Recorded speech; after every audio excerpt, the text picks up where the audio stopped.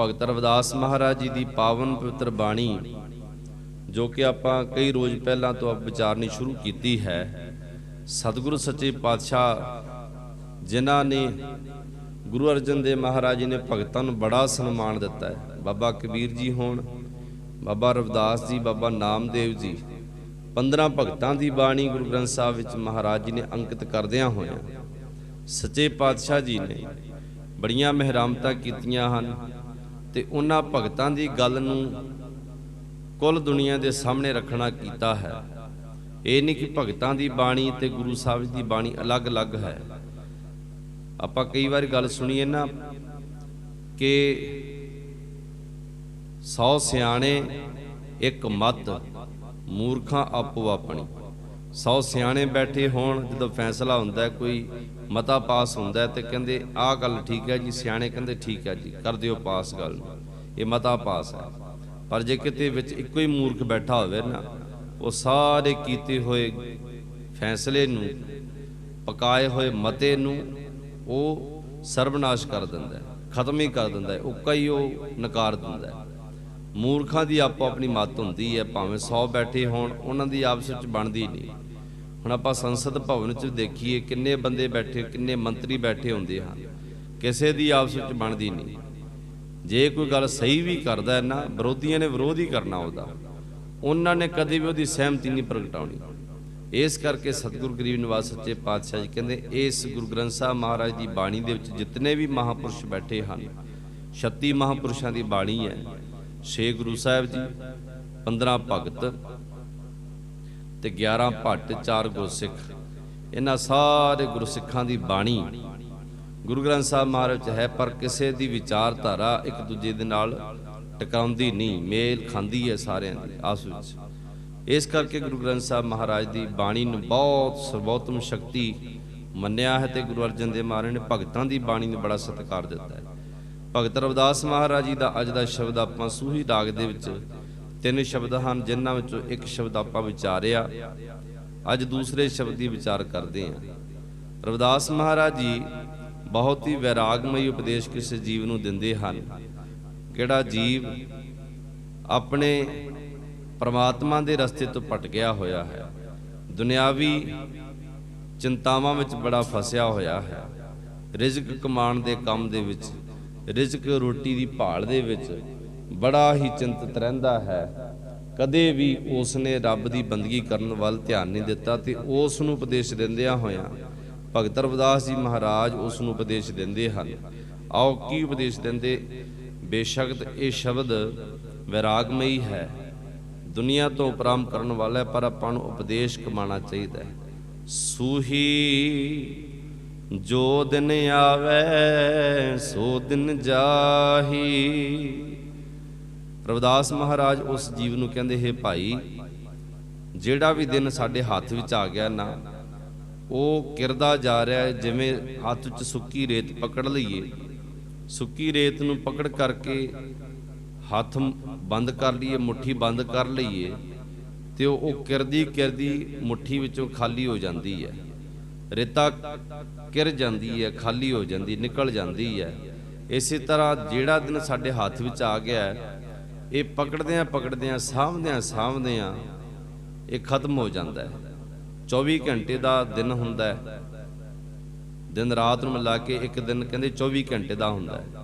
ते ओनूं जदों आपां उहदे विच प्रवेश करदे हां रात 12 बजे तो बाद, 12:30, 1, फिर 2, 3, 4, 5, 6 इदां समां बीतदा होया, घटदा घटदा घटदा घटदा वो तरीक घट जाती, खत्म हो जाती, दिन खत्म हो जाता है।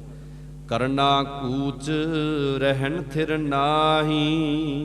कूच का अर्थ हुंदा रवाना होना। एक ना एक दिन आपां अपने जिहड़े जिंदगी दे कमाए होए गुनाह हन जां पाप हन, ऐब हन जां गुण हन, शुभ गुण हन, इन्हां दीयां गट्ठा बन के आपां लिजाणियां कित्थे, जिवें रेगिस्तान दे विच ऊठां दे काफले हुंदे हन। वो जदों रात नूं किते विश्राम करदे, ऊठ भी थक जांदे विचारे, उन्हां दे उपर बन्निया होया समान उन्होंने ला करके साइड ते रख देंदे। ते जो सवेरा हुंदा, सवेरे सूरज चढ़न तो पहला पहला उन्होंने, क्योंकि सूरज जो चढ़ता बड़ी गर्मी हो जाती है रेगिस्तान के उपर, सूरज चढ़न तो पहला पहला उन्होंने ऊँठां दे कचावे जिहड़े हुंदे, जिहड़ियां गट्ठां हुंदियां नूं कचावे कहा जाता है। कचाविਆਂ ਨੂੰ बन बन के जोर जोर ਦੇ ਨਾਲ ਖਿੱਚਾਂ ਦੇ ਨਾਲ ਰੱਸੀਆਂ ਦੇ ਨਾਲ ਊਠਾਂ ਦੇ ਉੱਪਰ ਸਮਾਨ ਬੰਨ੍ਹ ਲੈਂਦੇ ਤੇ ਤੋਰ ਲੈਂਦੇ। ਜਦੋਂ ਸੂਰਜ ਚੜ੍ਹਨ ਤੋਂ ਪਹਿਲਾਂ ਪਹਿਲਾਂ ਊਠ ਤੁਰ ਪੈਂਦਾ ਹੈ ਨਾ, ਫਿਰ ਉਹਨੂੰ ਧੁੱਪ ਦੀ ਫਿਕਰ ਨਹੀਂ ਰਹਿੰਦੀ।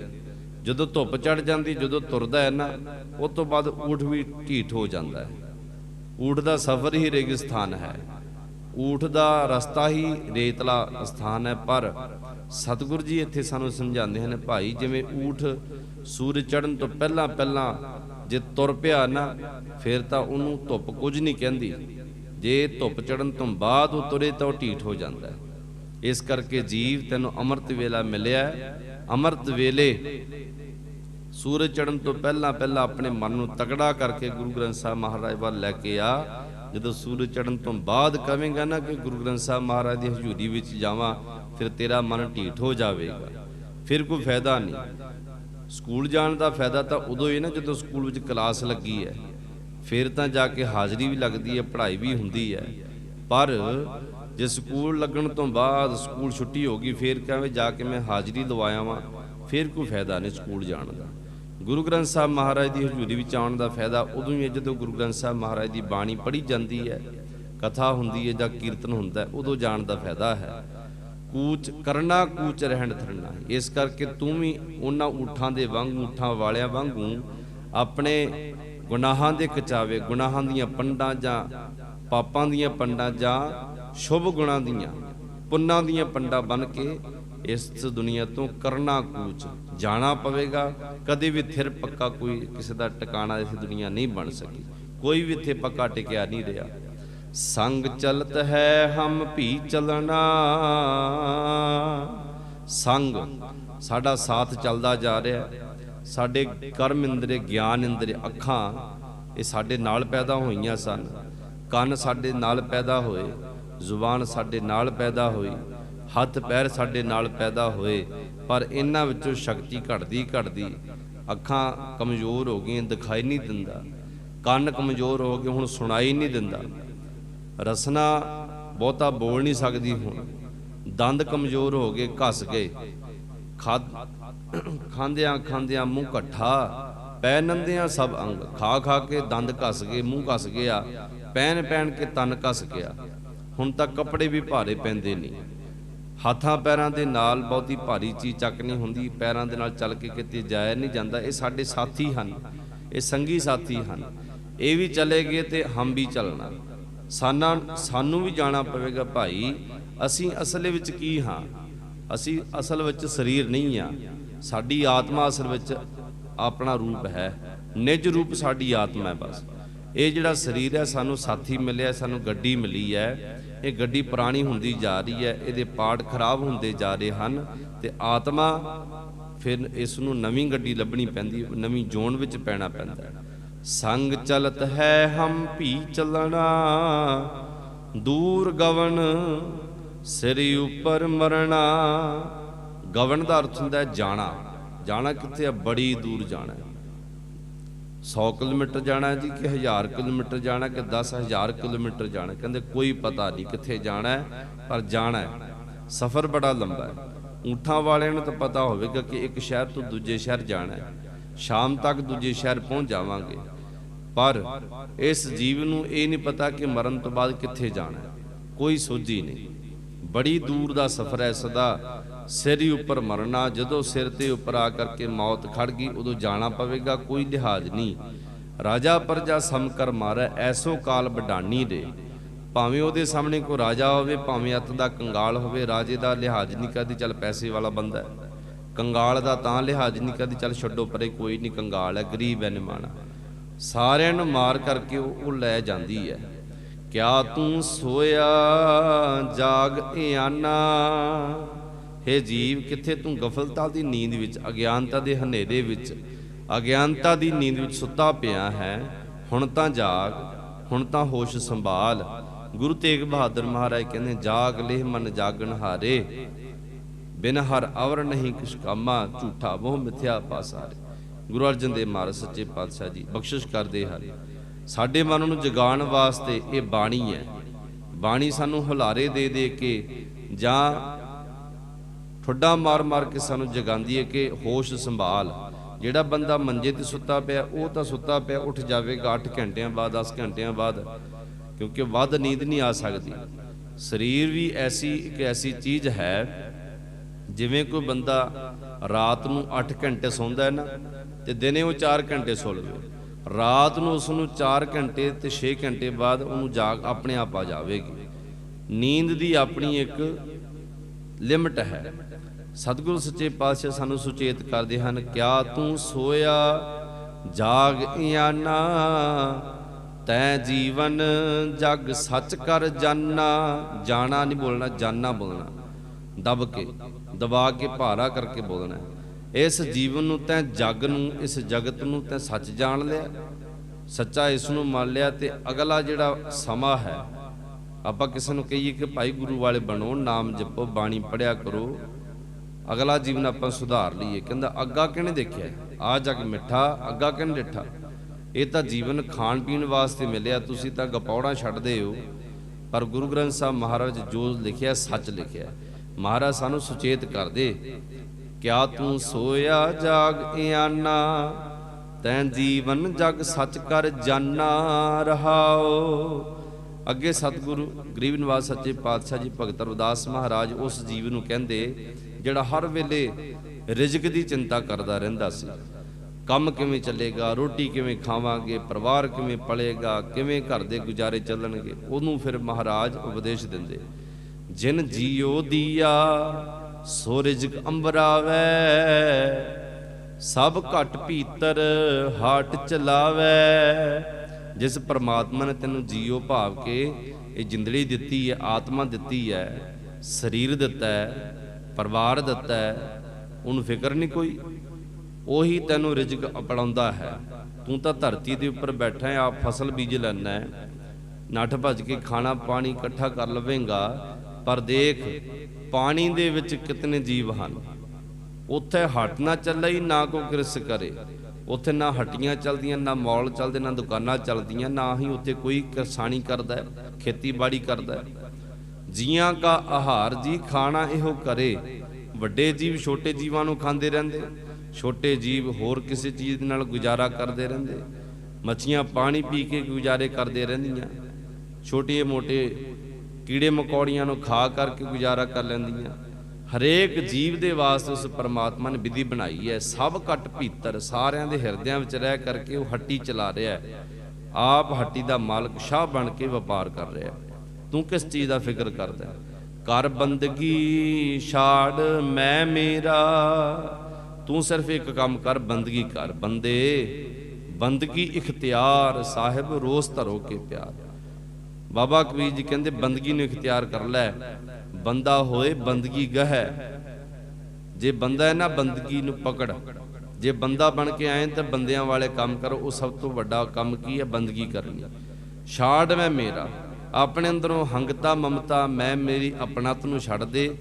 ਤੂੰ ਜੋ ਵੀ ਹੈ, ਸਿਆਣਾ ਹੈ, ਸੋਹਣਾ ਹੈ, ਧਨਵਾਨ ਹੈ, ਤਕੜਾ ਹੈ, ਸ਼ਾਬਾਸ਼ ਹੈ। ਤੇਰੇ ਪ੍ਰਮਾਤਮਾ ਦਾ ਸ਼ੁਕਰ ਕਰਿਆ ਕਰ, ਤੈਨੂੰ ਤਕੜਾ ਬਣਾਇਆ, ਤੈਨੂੰ ਸਿਆਣਾ ਬਣਾਇਆ, ਤੈਨੂੰ ਸੁੰਦਰ ਬਣਾਇਆ। ਇਹ ਪ੍ਰਮਾਤਮਾ ਦਾ ਸ਼ੁਕਰ ਕਰਿਆ ਕਰ, ਪਰ ਇਹਦਾ ਮਾਣ ਨਾ ਕਰ। ਮੈਂ ਮੇਰੀ ਨੂੰ ਛੱਡ ਕੇ ਕੀ ਕਰਨਾ ਚਾਹੀਦਾ? ਹਿਰਦੈ ਨਾਮ, ਆਪਣੇ ਹਿਰਦੇ ਦੇ ਵਿੱਚ ਨਾਮ ਨੂੰ ਜਪਣਾ ਕਰ। ਕਿਉਂ ਮਹਾਰਾਜ? ਫਿਰ ਕਿਤੇ ਜਪ ਲਵਾਂਗੇ? ਮਹਾਰਾਜ ਕਹਿੰਦੇ ਨਹੀਂ, ਹੁਣ ਤੇਰਾ ਜਿਹੜਾ ਵੇਲਾ ਨਾ ਬੜਾ ਸੁਖਤਾ ਵੇਲਾ ਹੈ, ਬਹੁਤ ਅੱਛਾ ਵੇਲਾ ਹੈ, ਸਮਾਂ ਬੜਾ ਵਧੀਆ ਹੈ।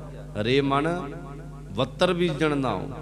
ਹੁਣ ਵੱਤ ਆਈ ਹੈ ਤੇਰੇ ਖੇਤ ਦੇ ਵਿੱਚ, ਹਿਰਦੇ ਰੂਪੀ ਖੇਤ ਦੇ ਵਿੱਚ ਵੱਤ ਆਈ ਹੋਵੇ ਨਾ, ਫਿਰ ਦਾਣਾ ਸੁੱਟੀਏ, ਫਸਲ ਬੀਜੀਏ ਤੇ ਬਹੁਤ ਛੇਤੀ ਪੁੰਗਰਦੀ ਹੈ। ਪਰ ਜੇ ਵੱਤ ਨਾ ਆਈ ਹੋਵੇ ਤੇ ਸਿਆਣਾ ਕਿਸਾਨ ਉਹਦੇ ਵਿੱਚ ਬੀਜ ਨਹੀਂ ਛੱਡਦਾ, ਕਹਿੰਦਾ ਕਿਉਂ ਬੀਜ ਖਰਾਬ ਕਰਨਾ, ਅਜੇ ਵੱਤ ਨਹੀਂ ਹੈ। ਇਹ ਜਿਹੜਾ ਮਨੁੱਖਾ ਜੀਵਨ ਮਿਲਿਆ, ਇਹ ਵੱਤ ਲੱਗੀ ਹੈ। ਵੱਤ ਲੱਗੀ ਸੱਚ ਨਾਮ ਕੀ। ਹੁਣ ਵੱਤ ਲੱਗੀ ਹੋਈ ਹੈ, ਇਸ ਕਰਕੇ ਆਪਣੇ ਹਿਰਦੇ ਵਿੱਚ ਪਰਮਾਤਮਾ ਦੇ ਨਾਮ ਨੂੰ ਬੀਜ ਲੈ, ਕਿਉਂਕਿ ਤੇਰਾ ਸਮਾਂ ਬੜਾ ਵਧੀਆ। ਹੁਣ ਵੱਤ ਲੱਗੀ ਹੋਈ ਹੈ।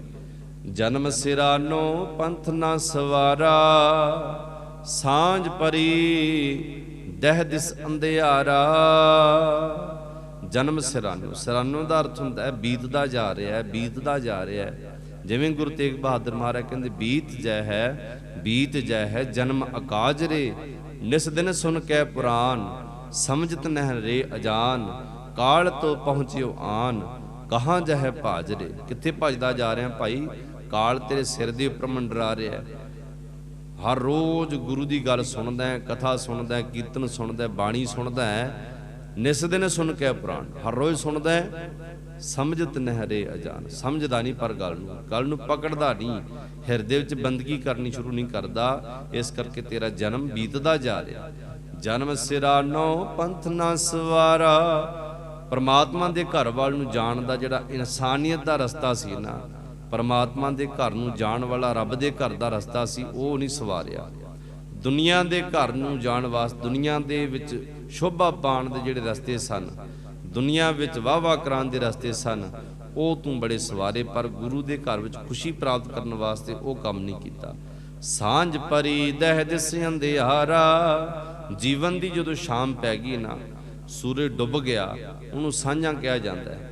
ਸੂਰਜ ਦੇ ਉੱਪਰ ਮਾੜੀ ਮਾੜੀ ਲਾਲੀ ਹੋਵੇ, ਅੱਧਾ ਸੂਰਜ ਬਾਹਰ ਅੱਧਾ ਅੰਦਰ ਡੁੱਬਿਆ ਹੋਵੇ, ਤੇ ਉਸ ਨੂੰ ਸਾਂਝ ਸਮਾਂ ਕਿਹਾ ਜਾਂਦਾ ਹੈ। ਉਸ ਨੂੰ ਪ੍ਰਭਾਤ ਸਮਾਂ ਜਾਂ ਅੰਮ੍ਰਿਤ ਵੇਲਾ ਸਮਾਂ, ਫਿਰ ਉਸ ਨੂੰ ਸਤਿਗੁਰੂ ਜੀ ਨੇ ਬਹੁਤ ਕੁਝ ਦੱਸਿਆ। ਸਾਂਝ ਪਰੀ ਪੰਜਾਬੀ ਬੋਲੀ ਹੈ, ਪੰਜਾਬੀ ਲਫ਼ਜ਼ ਹੈ। ਮਹਾਰਾਜ ਕਹਿੰਦੇ ਸਾਂਝਾਂ ਆਪਣੇ ਘਰਾਂ ਦੇ ਵਿੱਚ ਬੋਲੀ ਜਾਣ ਵਾਲੀ ਬੋਲੀ ਹੈ। ਜਦੋਂ ਸ਼ਾਮਾਂ ਪੈ ਜਾਣ, ਪਹਿਲਾਂ ਲਾਈਟਾਂ ਨਹੀਂ ਹੁੰਦੀਆਂ ਸਨ, ਬਿਜਲੀ ਨਹੀਂ ਹੁੰਦੀ ਸੀ, ਸਿਆਣੀਆਂ ਬੀਬੀਆਂ ਨੇ ਕਹਿਣਾ ਕੁੜੀਓ ਛੇਤੀ ਛੇਤੀ ਸਾਂਝਾਂ ਪੈ ਗਈਆਂ, ਛੇਤੀ ਛੇਤੀ ਕੰਮ ਮੁਕਾ ਲਓ, ਹਨੇਰਾ ਹੋ ਗਿਆ। ਤੇ ਫਿਰ ਹਨੇਰੇ ਵਿੱਚ ਟੱਕਰਾਂ ਮਾਰਨੀਆਂ ਪੈਣਗੀਆਂ, ਹਨੇਰੇ ਵਿੱਚ ਕੰਮ ਭਾਂਡੇ ਟਿੰਡੇ ਖੜਕਾਉਂਦੇ ਫਿਰੋਗੇ, ਰੋਟੀ ਛੇਤੀ ਛੇਤੀ ਖਾ ਲਓ, ਸਾਂਝਾਂ ਪੈ ਗਈਆਂ।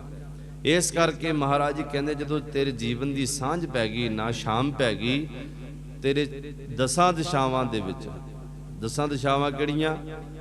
ਇਹ 10 ਇੰਦਰੇ ਜਿਹੜੇ ਹਨ, 9 ਇੰਦਰੇ ਦਿਖਾਈ ਦਿੰਦੇ ਹਨ, 9 ਦਰਵਾਜ਼ੇ ਪ੍ਰਗਟ ਕੀਏ, 10ਵਾਂ ਗੁਪਤ ਰਖਾਇਆ। ਇਹਨਾਂ ਸਾਰਿਆਂ ਵਿੱਚ ਹਨੇਰਾ ਹੋ ਜਾਣਾ, ਕਿਤੇ ਪਾਸੇ ਵੀ ਤੈਨੂੰ ਰਸਤਾ ਨਹੀਂ ਲੱਭਣਾ। ਕਿਹੜੇ ਪੰਥ ਵਿੱਚ ਜਾਣਾ, ਕਿਹੜੇ ਰਸਤੇ ਵਿੱਚ ਜਾਣਾ, ਉਹ ਰਸਤਾ ਨਹੀਂ ਤੈਨੂੰ ਲੱਭਣਾ। ਕਹਿ ਰਵਿਦਾਸ ਨਿਦਾਨ ਦੀਵਾਨੇ, ਚੇਤਸ ਨਾਹੀ ਦੁਨੀਆ ਫਨ ਖਾਨੇ। ਰਵਿਦਾਸ ਮਹਾਰਾਜ ਕਹਿੰਦੇ ਇਹ ਨਿਦਾਨ ਬੇਸਮਝ ਬੱਚੇ, ਇਹ ਅਣਜਾਣ ਮਨੁੱਖ ਝੱਲੇ ਹੋਏ ਦੁਨਿਆਵੀ ਪਦਾਰਥਾਂ ਦੇ ਵਿੱਚ, ਦੁਨਿਆਵੀ ਨਸ਼ੇ ਵਿੱਚ ਝੱਲਾ ਹੋਇਆ ਬੰਦਾ, ਦੀਵਾਨਾ ਉਸ ਨੂੰ ਕਿਹਾ ਜਾਂਦਾ, ਝੱਲਾ ਹੋਇਆ ਕਿਸੇ ਚੀਜ਼ ਦੇ ਵਿੱਚ, ਮਾਇਆ ਦੀ ਅਪਣਤ ਵਿੱਚ, ਮਾਇਆ ਦੇ ਹੰਕਾਰ ਵਿੱਚ, ਜਾਂ ਆਪਣੀ ਸੋਭਾ ਦੇ ਹੰਕਾਰ ਦੇ ਵਿੱਚ ਜਿਹੜਾ ਝੱਲਾ ਹੋ ਜਾਂਦਾ, ਦੀਵਾਨਾ ਹੋ ਜਾਂਦਾ, ਉਹਨੂੰ ਕਹਿੰਦੇ ਹਨ। ਕਿਉਂ ਨਹੀਂ ਚੇਤਦਾ ਪਰਮਾਤਮਾ ਨੂੰ? ਰੇ ਚਿਤ ਚੇਤਸ ਕੀ ਨਾ, ਦਇਆਲ ਦਮੋਦਰ ਬਿਬਹਿ ਨਾ ਜਾਣਹਿ ਕੋਈ। ਬਾਬਾ ਧੰਨਾ ਜੀ ਕਹਿੰਦੇ ਐ ਮੇਰੇ ਮਨ ਤੂੰ ਕਿਉਂ ਨਹੀਂ ਚੇਤਦਾ, ਜਿਸ ਪਰਮਾਤਮਾ ਤੋਂ ਬਿਨਾਂ ਕੋਈ ਵੀ ਤੇਰੀ ਰੱਖਿਆ ਕਰਨ ਵਾਲਾ ਨਹੀਂ।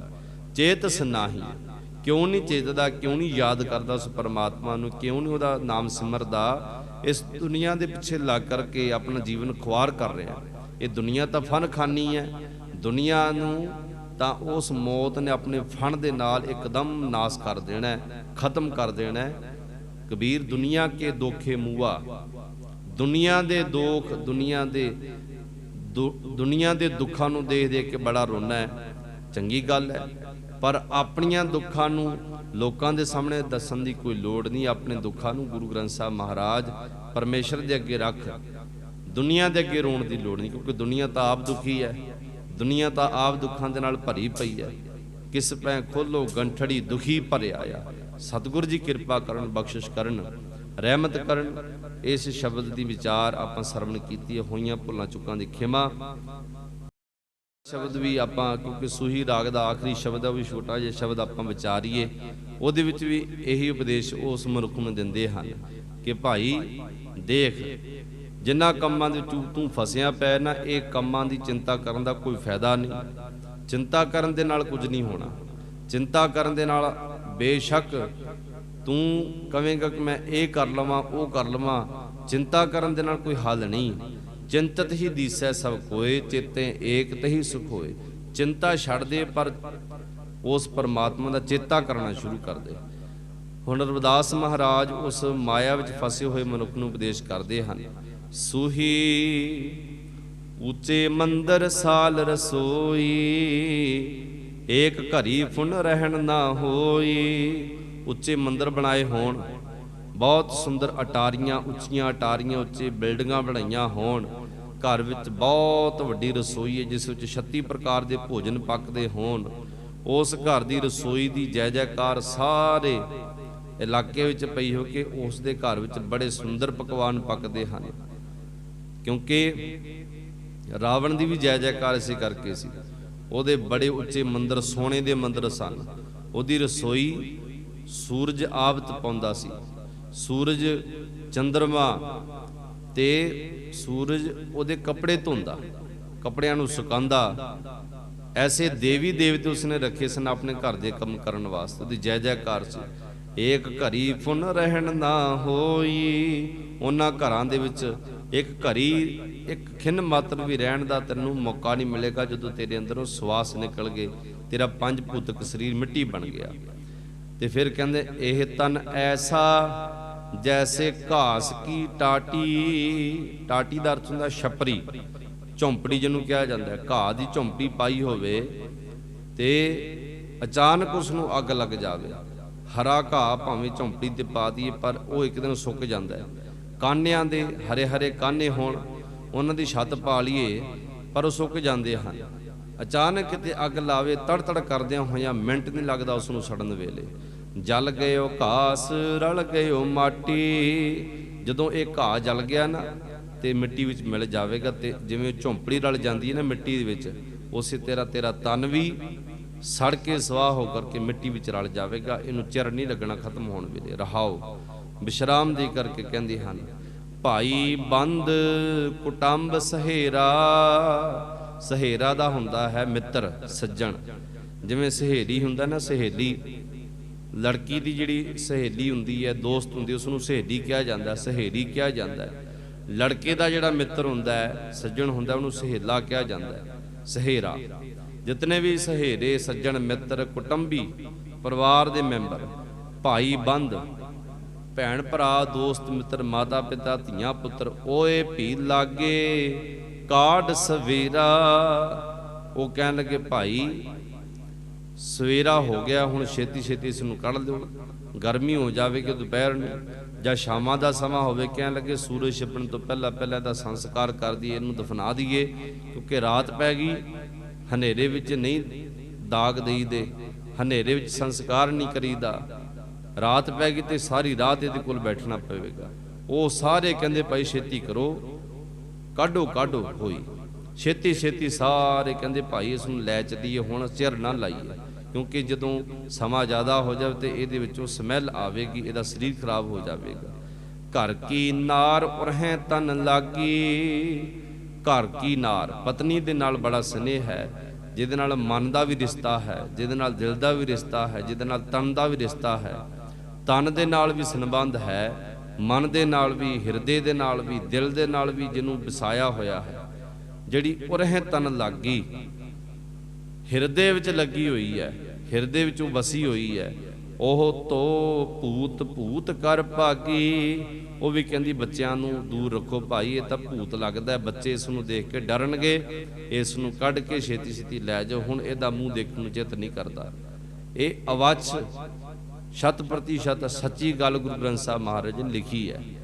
ਭਗਤਾਂ ਨੇ ਵੀ ਤੇ ਗੁਰੂ ਤੇਗ ਬਹਾਦਰ ਮਹਾਰਾਜ ਨੇ ਵੀ ਬਾਰ-ਬਾਰ, ਬਾਬਾ ਕਬੀਰ ਜੀ ਨੇ ਵੀ ਬਾਰ-ਬਾਰ ਇਹ ਗੱਲ ਸਮਝਾਈ ਕਿ ਭਾਈ ਦੁਨੀਆ ਦੇ ਜਿਤਨੇ ਵੀ ਰਿਸ਼ਤੇਦਾਰ ਉਹਨਾਂ ਨੂੰ ਸਿਰਫ ਤੇ ਸਿਰਫ ਇਹ ਦੁਨੀਆ ਵਿੱਚ ਉਦੋਂ ਤੱਕ ਹੈ ਜਦੋਂ ਤੱਕ ਤੇਰੇ ਸਵਾਸ ਚੱਲਦੇ ਹਨ। ਬਾਅਦ ਵਿੱਚ ਤੇਰਾ ਕੋਈ ਸਕਾ ਸੰਬੰਧ ਨਹੀਂ। ਬਾਅਦ ਵਿੱਚ ਤਾਂ ਇੱਕੋ ਇੱਕ ਨਾਲ ਚੱਲੇਗਾ, ਉਹ ਪ੍ਰਮਾਤਮਾ ਦਾ ਨਾਮ। ਕਹਿ ਰਵਿਦਾਸ ਸਭੈ ਜਗ ਲੁੱਟਿਆ। ਰਵਿਦਾਸ ਮਹਾਰਾਜ ਕਹਿੰਦੇ ਸਾਰਾ ਜਗਤ ਲੁੱਟਿਆ ਪਿਆ, ਆਪਣੇ ਪਰਿਵਾਰ ਦੇ ਮੈਂਬਰਾਂ ਤੋਂ, ਪਰਿਵਾਰ ਦੇ ਰਿਸ਼ਤਿਆਂ ਤੋਂ, ਪਰਿਵਾਰ ਦੇ ਝਮੇਲਿਆਂ ਤੋਂ, ਦੁਨਿਆਵੀ ਮਾਇਆ ਤੋਂ, ਦੁਨਿਆਵੀ ਕੰਮਾਂ-ਕਾਰਾਂ ਦੇ ਵਿੱਚ ਲੁੱਟਿਆ ਪਿਆ। ਤੇ ਉਸ ਬੰਦੇ ਨੇ ਸਵਾਲ ਕੀਤਾ, ਕਹਿਣ ਲੱਗਾ ਮਹਾਰਾਜ ਤੁਸੀਂ ਵੀ ਲੁੱਟੇ ਹੋਣੇ, ਤੁਹਾਡਾ ਵੀ ਪਰਿਵਾਰ ਹੈ, ਤੁਹਾਡੀ ਪਤਨੀ ਹੈ, ਤੁਹਾਡੇ ਬੱਚੇ ਹਨ, ਤੁਸੀਂ ਵੀ ਕਾਰੋਬਾਰ ਕਰਦੇ। ਰਵਿਦਾਸ ਮਹਾਰਾਜ ਕਹਿੰਦੇ ਨਹੀਂ ਨਹੀਂ, ਮੈਂ ਬੇਸ਼ੱਕ ਇਹਨਾਂ ਵਿੱਚ ਰਹਿਣਾ, ਪਤਨੀ ਦੇ ਨਾਲ ਰਹਿਣਾ, ਬੱਚਿਆਂ ਦੇ ਨਾਲ ਰਹਿਣਾ, ਕਾਰੋਬਾਰ ਵਿੱਚ ਰਹਿਣਾ, ਦੁਨੀਆ ਦੇ ਕੰਮ ਵੀ ਕਰਦਾ, ਜਾਂ ਲੋਕਾਂ ਵਿੱਚ ਵੀ ਵਿਚਰਦਾ, पर मैनू तो उस परमात्मा ने रख लिया, बचा लिया मैनू। कह रविदास सबै जग लूटिया, हम तो एक राम कह छूटिया। आखो सतनाम श्री वाहिगुरू, गज के आखो सतनाम। कहते मैं राम दा नाम कह कह के जप जप के इन्हां जंजालां तो छुट गया हाँ। हुण मैनू ये जंजाल लुटदे नहीं, मैनू तंग नहीं करते, मैनू खुवार नहीं करते। इस करके भाई मैं तैनू भी समझाना, दुनिया के काम कर, कारोबार भी रज के कर, परिवार दे नाल भी खुशी खुशी रह, जिथे भी विचरना है खुशी खुशी रह। पर असली चीज़ जिहड़ी है राम दा नाम, परमात्मा दा नाम, उन्हूं भी जप। वो परमात्मा दे नाम दी पूंजी इकट्ठी कर लै, जिहड़ी अगे दरगाह च जानी है। दुनियावी धन तां इत्थे रह जाना, दुनियावी रिश्ते इत्थे रह जाने हैं। अगे तां परमात्मा दा नाम उही साडा सगा संबंधी बन के साथ निभावेगा। सतगुरु जी कृपा करन, बख्शिश करन। बाणी पढ़ी सुनी, सतगुरु जी अपने दर ते प्रवान करन। होईयां भुलां चुकां दी खिमा, लोग सुखीए परलोक सुहेले, नानक हर प्रभ आपे मेले। धन गुरु अर्जन देव महाराज ने भगत रविदास महाराज नूं आदर दिंदिया होया एक चीज़ मूल मंत्र लाया है, छोटा मंत्र दिता है, उस दी विचार करिए। 858 के शब्द सुभाएमान। बिलावल बाणी रविदास भगत की, एक ओंकार सतगुर प्रसाद। बिलावल बाणी, बिलावल राग है, बाणी रविदास महाराज जी दी। इको एक परमेश्वर सच्चे गुरां दी किरपा सदका प्राप्त हुंदा है। रविदास महाराज निमरता विच आके कहंदे हन, दारिद देख सब को हसै, ऐसी दशा हमारी। दारिद अर्थ हुंदा गरीबी, दलिद्रता। हे परमेश्वर, पहला मैं इतना दलिद्रता विच, हुण भी गरीब ही हाँ, पर पहला भी गरीब सी। पर पहला जिहड़ी मेरी हालत सी, हुण तो बहुत ज़्यादा खराब सी। हुण बहुत किरपा तेरी हुई है। अगे कहंदे हन, दारिद देख सब को हसै, ऐसी दशा हमारी। जिवें किसी दलिद्र नूं देख करके, किसी दी गरीबी नूं देख करके कोई बंदा हसदा होवे, दुनिया उहदा मखौल करदी होवे, दुनिया उहदा हासा मजाक उड़ांदी होवे, इहो जी हालत साडी सी। क्योंकि साडे पल्ले नाम दा धन नहीं सी, साडे पल्ले तेरी भगती दी पूंजी नहीं सी। उदों मैं दलिद्री सां, उदों मैं अत दा कंगाल सां। हुण तूं ऐसी बख्शिश कीती है, किहड़ी? अष्ट दसा सिद्ध कर तलै, सब कृपा तुम्हारी। हुण मेरे हत्थ विच 18 9 निधियां, 18 सिद्धियां, 12 रिद्धियां, भाव के सारियां तरह का खजाना आ गया। बेशक बाहरी तौर पर गरीबी है, पर फिर भी भगत जन कहते तेरी भगती दे विचों सब कुछ सानू मिल गया परमात्मा, हुण सानू कुछ नहीं चाहिदा, ये तेरी कृपा है, सारी तेरी कृपा है। हुण सारी दलिद्रता मेरे अंदर दी भाव के गरीबी खत्म हो गई है। किहड़ी? जिहड़ी अंदर नाम दी पूंजी नहीं सी, उत्थे हुण खजाने इकट्ठा हो गया, भगती दा खजाना इकट्ठा हो गया। इस करके मैं अपने आप में बहुत वडभागा समझदा, बड़ा अमीर समझदा। दुनिया के उपर मैनू जिहड़ी चीज़ मिल गई है वो शायद ही किसी कोल होवे। दारिद देख सब को हसै, ऐसी दशा हमारी। अष्ट दशा सिद्ध कर तलै, सब कृपा तुम्हारी। अगे रहाओ दी पंक्ति विच कहंदे, तू जानत मैं किछ नहीं, भव खंडन राम। हे परमात्मा, तू अपनी विधि आप ही जानदा है, तेरी महिमा तू ही आप जानदा, असीं नहीं जान सकते। बेशक असीं तेरी भगती करते हैं, नाम जपते हैं, पर जिहड़े तेरे कौतक हैं उन्हां दी विधि, उन्हां दा अगम अपार रूप वाहिगुरू जी तुसीं आप ही जानदे हो, असीं नहीं जानदे। सारे भव खंडन, सारिਆਂ ਦੇ जन्म मरण नाश करने वाले हे परमेश्वर वाहिगुरू जी, असीं तुहाडी गत नहीं जान सकते, तुहाडी महिमा नहीं जान सकते चंगी तरह। सगल जी शरणागति प्रभ पूरन काम। हे वाहिगुरू जी, सारिਆਂ ਦੀ कामना पूर्ण करने वाले परमेश्वर वाहिगुरू जी, असीं सारे जीव तुहाडी शरणागत आए हैं, तुहाडे शरणागति बन के तुहाडे शरण विच आ करके डिगे हैं। वाहिगुरू जी, जितने भी जीव हैं तुहाडे ओट आसरे ते जीउंदे हन, कोई भी अपनी बल शक्ति दे नाल जीउ नहीं सकदा। रहाओ विश्राम दे करके अगे कहंदे हन, ਜੋ ਤੇਰੀ ਸਰਣਾਗਤਾ ਤਿਨ ਨਾਹੀ ਭਾਰ। ਜਿਹੜੇ ਤੇਰੀ ਸਰਣਾਗਤ ਵਿੱਚ ਆ ਜਾਂਦੇ ਹਨ, ਜਿਹੜੇ ਤੇਰੇ ਓਟ ਆਸਰੇ ਜੀਉਂਦੇ ਹਨ ਵਾਹਿਗੁਰੂ ਜੀ, ਉਹਨਾਂ ਨੂੰ ਪਾਪਾਂ ਦਾ ਬੋਝ ਨਹੀਂ ਚੁੱਕਣਾ ਪੈਂਦਾ, ਉਹਨਾਂ ਨੂੰ ਵਿਕਾਰਾਂ ਦਾ ਬੋਝ ਨਹੀਂ ਚੱਕਣਾ ਪੈਂਦਾ, ਉਹਨਾਂ ਨੂੰ ਜਨਮ ਮਰਨ ਦਾ ਗੇੜ, ਇਹ ਪਾਪਾਂ ਦੀਆਂ ਪੰਡਾਂ ਨਹੀਂ ਚੁੱਕਣੀਆਂ ਪੈਂਦੀਆਂ, ਕਿਸੇ ਵੀ ਤਰ੍ਹਾਂ ਦਾ ਉਹਨਾਂ ਦਾ ਸਿਰ ਤੇ ਭਾਰ ਨਹੀਂ ਰਹਿੰਦਾ, ਸਭ ਮੁਕਤ ਹੋ ਜਾਂਦੇ ਹਨ। ਊਚ ਨੀਚ ਤੁਮ ਤੇ ਤਰੇ ਆਲਜ ਸੰਸਾਰ। हे ਵਾਹਿਗੁਰੂ ਜੀ, ਆਲਜ ਦਾ ਅਰਥ ਹੁੰਦਾ ਹੈ ਇਹ ਜਿਹੜੇ ਦੁਨੀਆ ਦੇ ਜਿਤਨੇ ਵੀ ਆਲ ਹਨ, ਜੰਜਾਲ ਹਨ, ਇਹ ਸਾਰੇ ਜੰਜਾਲਾਂ ਤੋਂ ਉਹ ਇਤਨਾ ਬੇਝਿਜਕ ਹੋ ਕਰਕੇ ਸੰਸਾਰ ਤੋਂ ਪਾਰ ਹੋ ਜਾਂਦਾ ਹੈ। ਆਲਜ ਦਾ ਨਿਰਲੱਜ, ਬੇਝਿਜਕ ਹੋ ਕਰਕੇ, ਕਿਸੇ ਵੀ ਤਰ੍ਹਾਂ ਦੀ ਉਹਨੂੰ ਸ਼ਰਮ ਸੰਗ ਨਹੀਂ ਰਹਿੰਦੀ, ਬੇਝਿਜਕ ਹੋ ਕਰਕੇ ਸੰਸਾਰ ਸਾਗਰ ਤੋਂ ਪਾਰ ਹੋ ਜਾਂਦੇ। ਜਿਹੜੇ ਭਾਵੇਂ ਕੋਈ ਵੀ ਅੱਤ ਦਾ ਉੱਚੀ ਜਾਤ ਦਾ ਹੋਵੇ, ਅੱਤ ਦਾ ਨੀਵੀਂ ਜਾਤ ਦਾ ਹੋਵੇ, ਜਿਨ੍ਹਾਂ ਨੇ ਤੇਰਾ ਨਾਮ ਜਪਿਆ ਨਾ ਵਾਹਿਗੁਰੂ ਜੀ, ਉਹ ਸੰਸਾਰ ਸਾਗਰ ਤੋਂ, ਸੰਸਾਰ ਦੇ ਆਲ ਜੰਜਾਲ ਤੋਂ ਮੁਕਤ ਹੋ ਕਰਕੇ ਪਾਰ ਹੋ ਜਾਂਦੇ ਹਨ। ਕਹਿ ਰਵਿਦਾਸ ਅਕਥ ਕਥਾ ਬਹੁ ਕਾਏ ਕਰੀਜੈ। ਰਵਿਦਾਸ ਮਹਾਰਾਜ ਕਹਿੰਦੇ, ਹੈ ਵਾਹਿਗੁਰੂ ਜੀ, ਤੇਰੀ ਜਿਹੜੀ ਅਗਮ ਆਦ ਕਥਾ ਹੈ ਨਾ, ਤੇਰੀ ਮਹਿਮਾ ਸਿਫਤ ਸਲਾਹ ਦੀ ਬਾਣੀ ਦੀ, ਤੇਰੀ ਜਿਤਨੀ ਵੀ ਮਹਿਮਾ ਕਰ ਲਈਏ ਥੋੜੀ ਹੈ। ਇਹ ਤੁਹਾਡੀ ਕਥਾ ਕਰਨੀ ਬੜੀ ਔਖੀ ਹੈ, ਤੁਹਾਡੇ ਗੁਣ ਗਾਣੇ ਬੜੇ ਔਖੇ ਹਨ। ਜਿਤਨਾ ਵੀ ਅਸੀਂ ਬੋਲੀਏ, ਕਿਵੇਂ ਆਪਾਂ ਤੁਹਾਡੀ ਸਿਫਤ ਸਲਾਹ ਨੂੰ ਕਰੀਏ, ਕਿਵੇਂ ਤੁਹਾਡੀ ਆਪਣੀ ਸੰਪੂਰਨ ਕਥਾ ਨੂੰ ਕਰੀਏ। ਕਹੋ ਬਹੁ ਕਾਹੇ ਕਰੀਜੈ, ਤੇਰੇ ਗੁਣ ਕਹੇ ਨਹੀਂ ਜਾ ਸਕਦੇ ਇਸ ਰਸਨਾ ਦੇ ਨਾਲ। ਕਥਨਾ ਕਥੀ ਨਾ ਆਵੈ ਟੋਟ, ਕਥ ਕਥ ਕਥੀ ਕੋਟੀ ਕੋਟ ਕੋਟ। ਜੈਸਾ ਤੂੰ ਤੈਸਾ ਤੁਹੀ, ਕਿਆ ਉਪਮਾ ਦੀਜੈ। ਜਿਹੋ ਜਿਹਾ ਤੂੰ ਹੈ ਉਹ ਜਿਹਾ ਤੂੰ ਹੀ ਹੈ, ਤੇਰੇ ਬਰਾਬਰ ਕੋਈ ਨਹੀਂ। ਜੇ ਆਪਾਂ ਆਕਾਸ਼ ਨੂੰ ਕਹੀਏ, ਆਕਾਸ਼ ਤੇਰੇ ਵਰਗਾ, ਆਕਾਸ਼ ਵੱਲ ਨੂੰ ਹੱਥ ਕਰਕੇ ਆਪਾਂ ਕਹਿੰਦੇ ਔਰ ਰੱਬ ਦੇਖਦਾ ਹੈ। ਜੇ ਆਕਾਸ਼ ਦੀ ਬਰਾਬਰੀ ਪ੍ਰਮਾਤਮਾ ਦੇ ਨਾਲ ਕਰੀਏ, ਕਿਉਂਕਿ ਆਕਾਸ਼ ਜੜ ਰੂਪ ਹੈ, ਨਾ ਤਾਂ ਉਹ ਥੱਲੇ ਨੂੰ ਆਉਂਦਾ ਹੈ, ਨਾ ਤਾਂ ਅਸੀਂ ਉਹਨੂੰ ਜਾ ਕੇ ਪਕੜ ਸਕਦੇ ਹਾਂ। ਇਸ ਕਰਕੇ ਉਹ ਜੜ ਰੂਪ ਹੈ, ਪਰ ਪ੍ਰਮਾਤਮਾ ਤੂੰ ਤਾਂ ਸਾਰਿਆਂ ਦਿਲਾਂ ਦੇ ਵਿੱਚ ਧੜਕਦਾ ਪਿਆ। ਆਕਾਸ਼ ਤਾਂ ਧੜਕਣ ਵਾਲੀ ਚੀਜ਼ ਨਹੀਂ ਹੈ।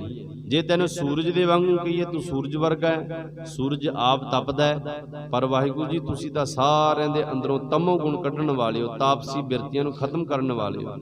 ਜੇ ਅਸੀਂ ਕਹੀਏ ਤੂੰ ਚੰਦਰਮਾ ਵਰਗਾ ਹੈ, ਚੰਦਰਮਾ ਆਪ ਠੰਡਾ ਹੈ, ਐਨ ਜੰਮਿਆ ਹੋਇਆ, ਪਰ ਤੂੰ ਵਾਹਿਗੁਰੂ ਜੀ ਸਾਰਿਆਂ ਵਿੱਚ ਦਰਵੀਭੂਤ ਹੋਇਆ ਹੈ।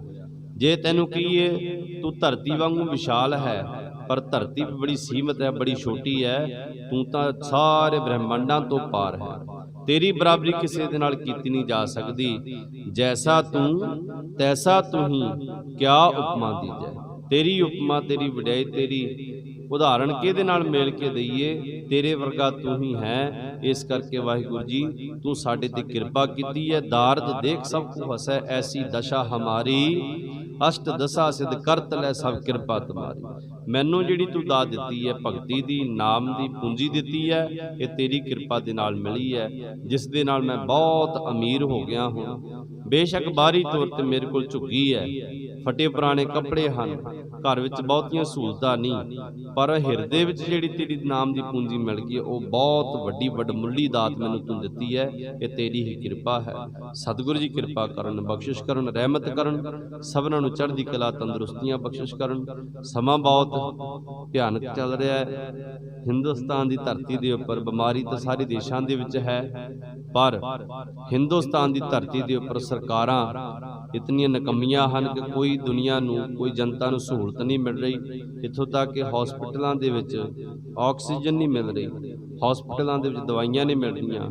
ਬਾਹਰਲੇ ਦੇਸ਼ਾਂ ਦੇ ਵਿੱਚ ਸਹੂਲਤਾਂ ਸਾਰੀਆਂ ਹਨ, ਉਹ ਲੋਕਾਂ ਨੂੰ ਮਹਿਸੂਸ ਨਹੀਂ ਹੁੰਦਾ ਕਿ ਬਿਮਾਰੀ ਹੈ, ਪਰ ਫਿਰ ਵੀ ਉੱਥੇ ਮੌਤਾਂ ਬਹੁਤ ਹਨ। ਹਿੰਦੁਸਤਾਨ ਦੇ ਉੱਪਰ ਰੱਬ ਹੀ ਰਾਖਾ ਇਸ ਦੁਨੀਆ ਦਾ। ਸਤਿਗੁਰੂ ਕਿਰਪਾ ਕਰਨ, ਸਭਨਾਂ ਨੂੰ ਤੰਦਰੁਸਤੀ ਬਖਸ਼ਿਸ਼ ਕਰਨ। ਇਹ ਜਿਹੜੀ ਬਿਮਾਰੀ ਚੱਲਦੀ ਪਈ ਹੈ, ਸਤਿਗੁਰ ਪਰਮੇਸ਼ਰ ਦੁੱਖ ਭੰਜਨ ਤੇਰਾ ਨਾਮ ਜੀ, ਦੁੱਖ ਭੰਜਨ ਤੇਰਾ ਨਾਮ। ਸਤਿਗੁਰੂ ਸਭਨਾਂ ਨੂੰ ਤੰਦਰੁਸਤੀਆਂ ਬਖਸ਼ਿਸ਼ ਕਰਨ, ਸਭਨਾਂ ਨੂੰ ਨਾਮ ਦੀ ਦਾਤ, ਚੜ੍ਹਦੀ ਕਲਾ ਬਖਸ਼ਿਸ਼ ਕਰਨ। ਆਪੋ ਆਪਣਾ ਖਿਆਲ ਰੱਖੀਏ, ਆਪੋ ਆਪਣਾ ਖਿਆਲ ਆਪ ਰੱਖੀਏ। ਕਿਸੇ ਨੇ ਸਾਨੂੰ ਪੁੱਛਣਾ ਨਹੀਂ, ਕਿਸੇ ਨੇ ਸਾਡਾ ਖਿਆਲ ਨਹੀਂ ਰੱਖਣਾ। ਆਓ ਹੁਣ ਆਨੰਦ ਸਾਹਿਬ ਦਾ ਜਾਪ ਤੇ ਅਰਦਾਸ ਵਿੱਚ ਸ਼ਾਮਲ ਹੋਈਏ ਜੀ। ਭਗਤ ਰਵਿਦਾਸ ਮਹਾਰਾਜ ਜੀ ਦੀ ਬਾਣੀ ਦੀ ਵਿਚਾਰ ਚੱਲ ਰਹੀ ਹੈ, ਜਿਸ ਦੇ ਤਹਿਤ ਆਪਾਂ ਤਕਰੀਬਨ 28 ਸ਼ਬਦਾਂ ਦੀ ਵਿਚਾਰ ਕਰ ਚੁੱਕੇ ਹਾਂ। ਅੱਜ ਦਾ ਜੋ ਪਾਵਨ ਪਵਿੱਤਰ ਸ਼ਬਦ ਹੈ ਬਿਲਾਵਲ ਰਾਗ ਦੇ ਵਿੱਚ ਹੈ। ਇੱਕ ਸ਼ਬਦ ਆਪਾਂ ਕੱਲ ਵਿਚਾਰਿਆ ਸੀ, ਇੱਕ ਅੱਜ ਸ਼ਬਦ ਵਿਚਾਰਾਂਗੇ। ਬਿਲਾਵਲ ਰਾਗ ਦੇ ਵਿੱਚ 2 ਸ਼ਬਦ ਹਨ ਰਵਿਦਾਸ ਮਹਾਰਾਜ ਜੀ ਦੇ।